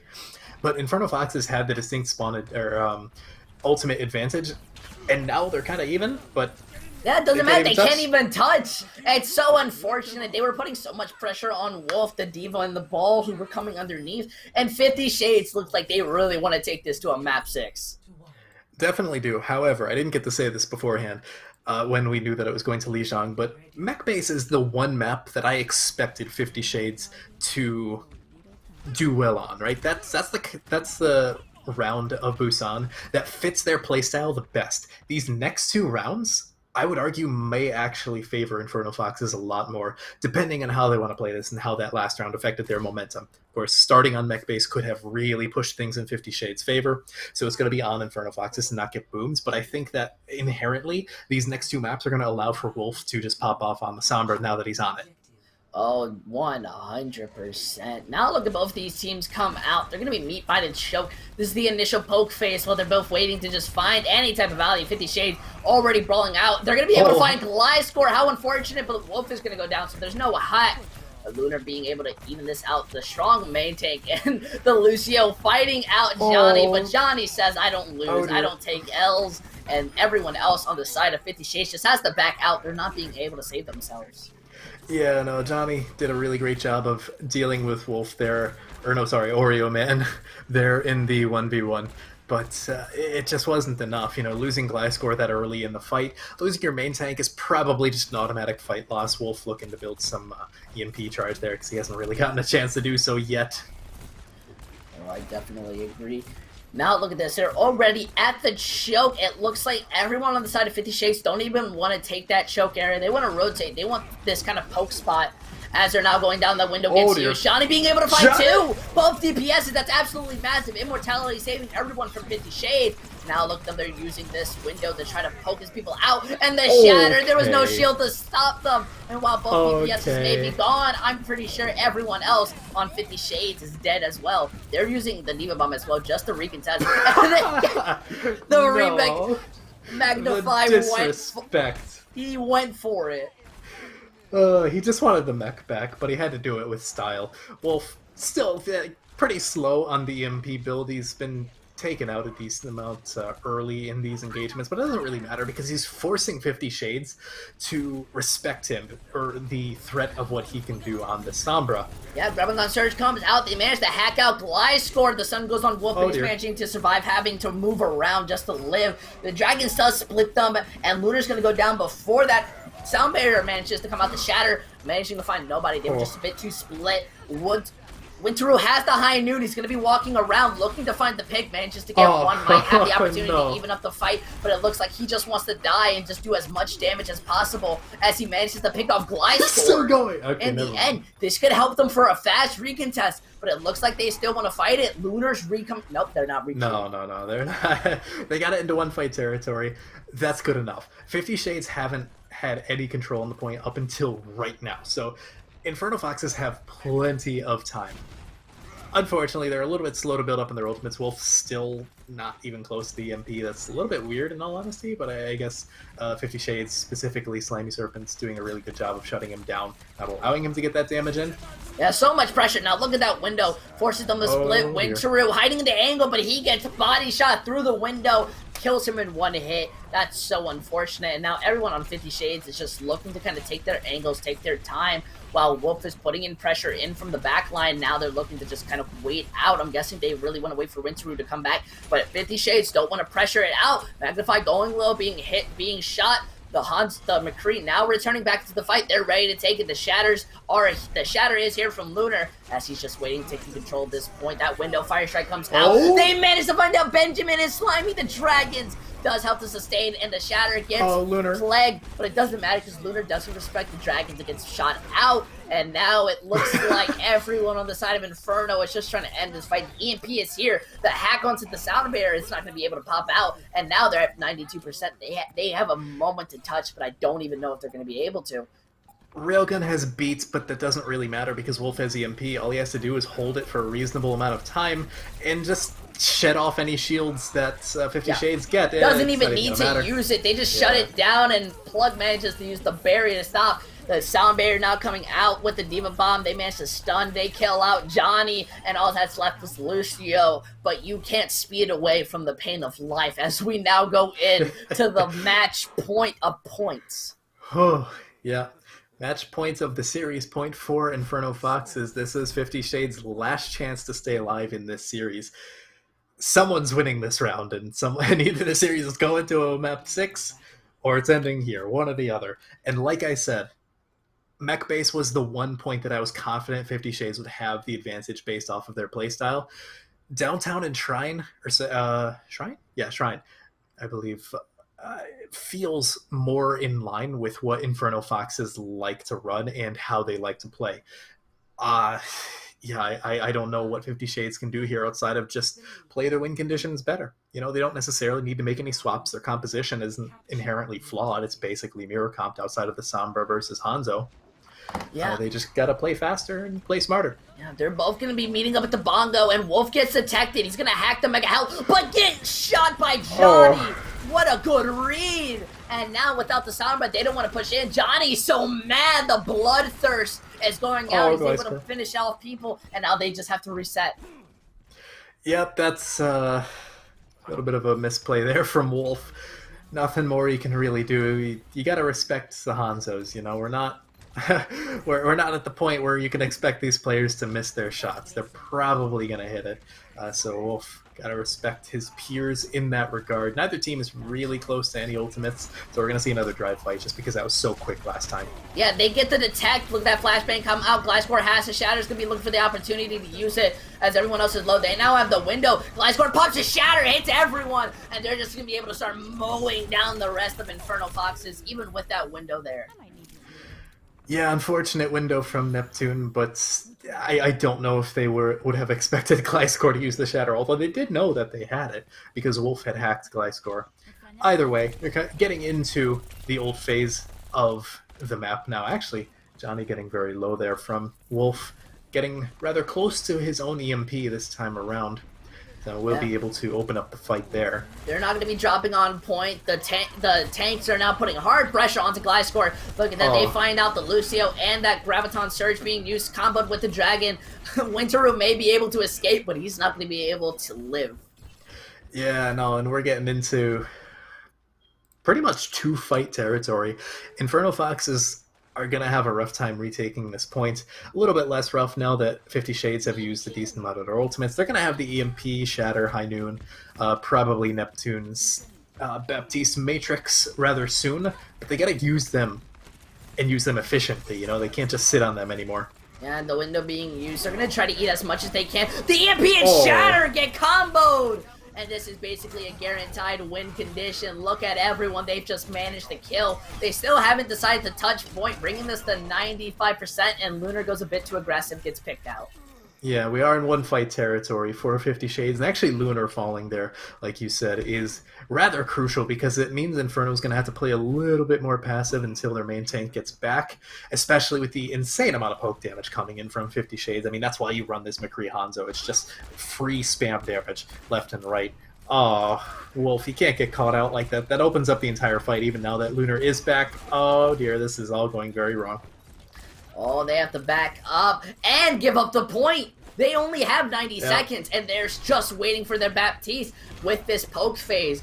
I don't know what they can do besides from just slightly touch. Look at that, 98%, 99. They managed to touch with the Lucio. The charge comes out, but Lunar managed to find out Johnny somehow. I didn't see where he was. The High Noon being used to pressure them out, but it's going to be no use as Lucio's the only one gone. They've lost the Sound Barrier. That's a high-value ult. The Shatter managing to get blocked. Gliscor looking to do much, and they're going to be able to start picking off people. The Immortality also there to sustain them. Look at that, 99% being off the pick too. I can't believe I'm saying this. We're most likely, after we see more die here. Oh no, gonna be using the Sound Barrier to sustain himself throughout on top of the Bongo while everyone else tries to go on stall picks. The Slam going in almost gets off. It's now gone. Can't believe I'm saying this. 50 Shades wins this out. We're going to a map 6. As if these teams couldn't be any closer. They just make it that much closer at the very end of the day. They can't stall this out anymore. This is as far as the series can possibly go at this point. I don't know. Yeah. Somehow they'll manage to get a tie or whatever. But let's give props to 50 Shades. They managed to adapt to buy it, not because they could play around the Sombra, but because they could shut down the Sombra. Yeah, pretty much. You saw Wolf having such a difficult time getting his ult charge at all, really, even on the round that they won, which was downtown. You know, he was causing a lot of chaos, and I think 50 Shades were a little bit scared of what the Sombra could do. But at the end of the day, she wasn't really doing that much. She wasn't getting a ton of hacks off. She wasn't building up her EMP. In fact, she only had one EMP the entire round of downtown. And then you go to Sanctuary, and basically the same story, where the Sombra was almost non-existent. So possibly in that case, swap over to something like a double sniper, where you have like an Ashe, a Hanzo, something like that, try and outrange your opponents. But that's neither here nor there, because that didn't happen, and we are now going to a map 6. Yeah, and just for anyone who doesn't know, in this type of situation where you go to a map 6, we just continue I think we continue going on, or we switch back to control. Either way, that's either King's Row Eichenwald or just Busan. No, or Ilios. Yeah, I'm not exactly sure what happens in this kind of tiebreaker scenario. I guess we'll find out soon enough once the teams decide a map, because they have a better idea of the map pool and the order and all that than we do. Either way, Yeah, baby. so Oh we no, are yeah, going to we're be gonna going to be control. yeah, we're gonna be going to control, and the only control map left is Ilios. I think Ilios is, I think, the perfect map for 50 Shades to bring it back. Potentially, yeah, it's a decent amount of points that are going to allow for their fast-paced poke brawl if they decide to keep running what they were running on Busan, which I see no reason why they wouldn't. To get a lot of value, Lighthouse and Well in particular, I would expect them to get a lot of value in. Whereas Infernal Foxes, I could see them do really well on Lighthouse also, and Ruins. So it's kind of up in the air for me. I get the feeling this is going to go the distance to 3 rounds. But we'll just have to wait and see, I guess. 50 Shades has a decent amount of momentum coming into this, but Inferno, they have brought it back from worse in the past. Yeah, So let's put some love on side of the DPS as well on 50 Shades. I feel like Johnny has stepped up tenfold, especially on that Hanzo, was shutting down Wolf, was putting so much pressure on the shields that Lunar couldn't do much once they were engaging. As well as Railgun is, interestingly enough, getting a good amount of these final blows. yeah, definitely. Johnny and Slimy Serpent did a really good job on Busan of just completely shutting down their counterparts, punishing the tanks and Inferno Foxes, not really allowing the supports to do anything interesting from Inferno Foxes. This is a different look from what we've seen in the past. It's looking potentially, of course, they can swap at any moment, but we might be seeing Shadow Dive, assuming Winteru goes back to the Reaper. I can definitely see that they use a teleporter to get out farther, but I don't know how well the Shadow Dive is going to be against just 50 Shades aggressive brawl, especially with Johnny using the arrows of sights on Hanzo just to stall them out. Yes, it will be difficult for the DPS of Inferno Foxes to deal with the range of 50 Shades, but if they can get close, Inferno Foxes technically has the advantage. Look at that, already going out. The stun gets Ian. They're not going to be able to shut anyone out. Magnify is going to be demeched, unfortunately, though. So now everyone on Inferno has to play more carefully without the D.Va eating up that damage. The Monkey can't really engage. The point's also going to be uncaptured, and everyone else is just looking to give them their seconds. Magnify almost coming up. They're still looking for value. They're all stuck there. The remake now coming online. The Reinhardt, though, Gliscor going down dangerously low, builds up the Shatter, and managed to find out Lunar. That's amazing. Best scenario possible. The Immortality queuing them up. They also invest in Shatter, managing to find out that D.Va and start picking off everyone else like little flies. Yeah, that's the challenge for Inferno Foxes. Like I said, the 50 Shades DPS are going to outrange them significantly, and as soon as they took out Magnify's mech, Inferno Foxes had to disengage. Actually, we're seeing some swaps over to more of a brawl hack fist composition. Neptune over to the Baptiste instead of the Moira. A little bit tankier and more one-shot potential. Still going to have the issue of dealing with range from 50 Shades, but there's going to be a little bit more burst damage on the side of Winteru. Look at that. They used the window. Now Winteru slamming down is going to be stunned in the air, but finishes out Johnny. Even fight right now, but Magnify is dangerously low. They use the Immortality with the Graviton Surge. It's going to be now broken, and everyone on 50 Shades is just going to be able to start melting them down. I think the issue that comes with Inferno Fox is that the Sombra is just sitting around, unable to do anything. Yeah, Wolf is certainly having a lot less impact than they were on Volskaya, so maybe that's just sort of like a map thing. They practiced it more there. Despite saying that I was expecting the Sombra to do really well on Busan and Ilios, I'm not sure if it's really panning out the way Wolf had intended. He's going to need to be building these EMPs faster, because it is a very fast building ultimate. It's just not finding the damage. Look at that, the Shatter coming out from the side of Gliscor, unable to hit anything. The Dragon's being used to split them up. Winteru finds out Benjamin. That's not great on the side of 50 Shades. Now they're just brawling out, heading into gunfight territory. The window being used, hopefully to make some space. Wolf now has the EMP and is getting ready to use it as everyone just starts running onto Gliscor. He goes down dangerously low. The Sound Barrier being used gives him the ability to start engaging. 99%. Best scenario for 50 Shades, but now a dangerous area for Inferno Foxes. Yeah, definitely. Their defense is going to have to be flawless. Now, they do have some ultimates to cycle through that, but they also haven't been building enough ultimates for me to be extremely confident in their ability to sustain this defense for a long time.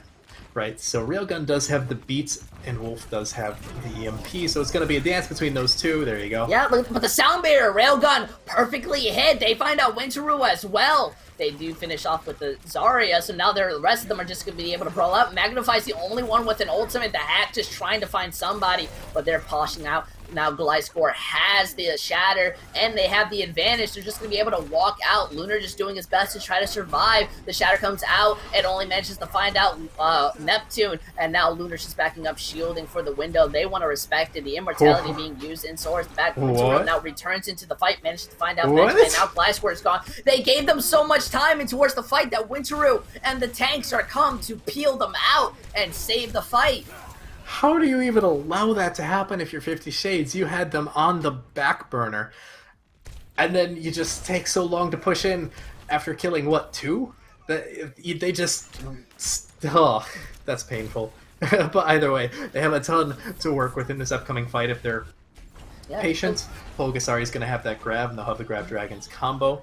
Interestingly enough, they popped the Diva Bomb out, hoping to find a stagger pick, but they're unable to find much, and now the rest of 50 Shades with 3 ultimates are going to be coming out. Gliscor gets hacked. He's not going to be able to shield himself throughout this damage. The Dragon's being used. Perfectly splits Lunar with the Shatter and Sound Barrier combo. Help win the fight. Inferno Foxes are now into one-fight territory, and this is looking pretty dicey for 50 Shades. They have ultimates to work with, but most importantly, Wolf and Neptune are going to have their ultimates. That's really good when you're trying to prevent a final touch like this. Alright, now we see the Hack go on to Gliscor. He's going to be charged out. Not being able to survive. Now the Tracer being touched, being instantly melted. Graviton Surge. EN. They are ready. Inferno Foxes. Now the EP comes out to finish off Super. Look at that. They just kill anyone before they touch the point. And now Inferno Foxes truly bringing it back to match point. That was 50 Shades' point to win, and they just didn't take it. That's so tragic. They have to make sure that they're not boomed after that round, because that was a terrifying round for them. Right now you're getting into Well, and in all honesty, I think this is the round that 50 Shades has probably the best chance against Inferno Foxes in terms of raw play styles. Of course, it's going to depend on how they actually play, as well as what they play. You know, if they can play their win conditions, because both of these teams have gone back and forth in terms of who's doing what better. I'll be interested to see if Wolf decides to go back to the Sombra for this map. Winteru on the Doomfist, I wouldn't be shocked to see him stick onto that, whereas Wolf has a little bit of flexibility, especially because Sombra's a little bit awkward on this point. Nothing too shocking from 50 Shades. I think they've run this in the past on Lijiang. Actually, on the point they won, I believe, so... Oh, yeah, but that Sombra, but that Pharah is going to be able to put so much pressure on Winteru, as well as with the Boop. You just kind of shut things down. Already taking in their positionings, they're looking on the sides while the Monkey Gliscor is taking out the initial damage from their poke, already having to rotate out. Johnny's doing his best to try to find out Winteru, but he's focusing so much. Look at that dive come out right onto the Ana. They get that sleep, but Lunar's being able to find out that McCree, and now find out the Ana. Looks like Winteru is still doing an amazing job by forcing this Pharah to have to put their focus off, and the Hack manages to finish them off. Johnny was trying so hard to hunt down the Doomfist, and Winteru was doing a great job of using his kit to just fly around the map like a crazy person, and that's exactly what you need to do, because the Pharah wasn't landing any shots, not getting any real damage in that mattered, and the entire team was crumbling on the ground while the Pharah was up in the sky fumbling around. Yeah, look at them now. Now they're just looking on towards this right side. They're going to be dropping down. They want to finish off that Diva, but the window's being used, and they're just trying to capture this point. Oh, Inferno Fox is finally being able to touch, just looking to pressure out that Doomfist, but they're just not being able to finish it off. The Shatter being built. They managed to find off Gliscor. That's not great. The Pharah looking to do their best. Now the Slam goes down, having so much space to do whatever they want, but they've managed to finally finish off Winteru, but at what cost? The entire rest of 50 Shades is the cost. The only people that survived that fight, well, the only person now was the Mercy. At the time, it was the Pharah Mercy. 50 Shades have ultimates. They have not been allowed to use them. Gliscor in particular has been hacked out 2 times now before he has a chance to use his Primal to save himself. Wolf is doing a great job. Inferno Foxes are feeling themselves right now. Now, look, they're already trying to capture this point, but now they're getting tested. They have built up ultimates. That Nano going on to the Monkey, but the EMP managing to find out the Pharah. Now that Diva Bomb being thrown out into the air, it's going to be able to find two. Oh, that's so good. The Monkey just trying to do his best. Gliscor has to just back out of the fight. They used Valk, but they do have Graviton Surge, High Noon, and Barrage for the next one. Problem is, you're getting into one fight territory, and Inferno Foxes have a lot of things to sustain themselves. Oh wait, no, that was Neptune. Sorry. Okay, yeah, so that's Neptune. Oh, and they even find the pick on the Benjamin. Yeah. They're gonna be able to touch, but at what cost? Yeah, Johnny also switches. They use that Graviton Surge, the Immortality and Sound Barrier are there to sustain them. And they get Boot Magnified, barely manages to escape. And this may look like the end. 450 Shades, Johnny's going dangerously low, Winteru slamming down, the 180 finishes off Blades, and now he's going for the Lucio, who's the last one touching, and he can't even, it's now gonna be over, misses the punch, finds him, the Sombra just looking to hack, and it's now over, the style going out, as we see Inferno Foxes, the one and only, stressing out my voice, take the home in a 3-2 with one-time victory. Holy moly, I don't even know what could be the play of the game from this. Okay, yeah, that makes sense. Lunar really stepped it up this map from, like, we'll say feeding a bit on Volskaya to this. Like, this was not just night and day. Like, this is exactly what the team needed, especially when Wolf was getting shut down that hard.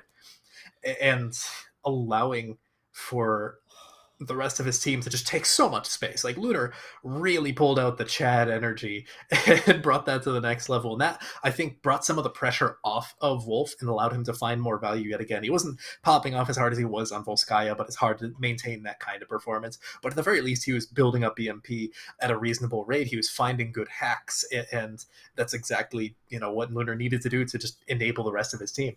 Oh, I 100% agree. Also, 50 Shades switching off a couple very crucial ultimates at the last fight.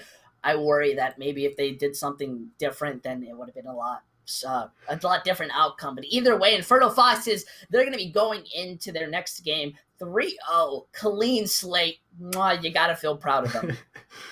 Yeah, but I think they definitely have a lot to work on here. They certainly have some issues with tempo at times, and I'm not sure how many other undefeated teams there are still. But if they run up against yet another undefeated team who's 3-0, then they might come into some trouble there. But otherwise, I think both of these teams can be rather proud of their performances tonight.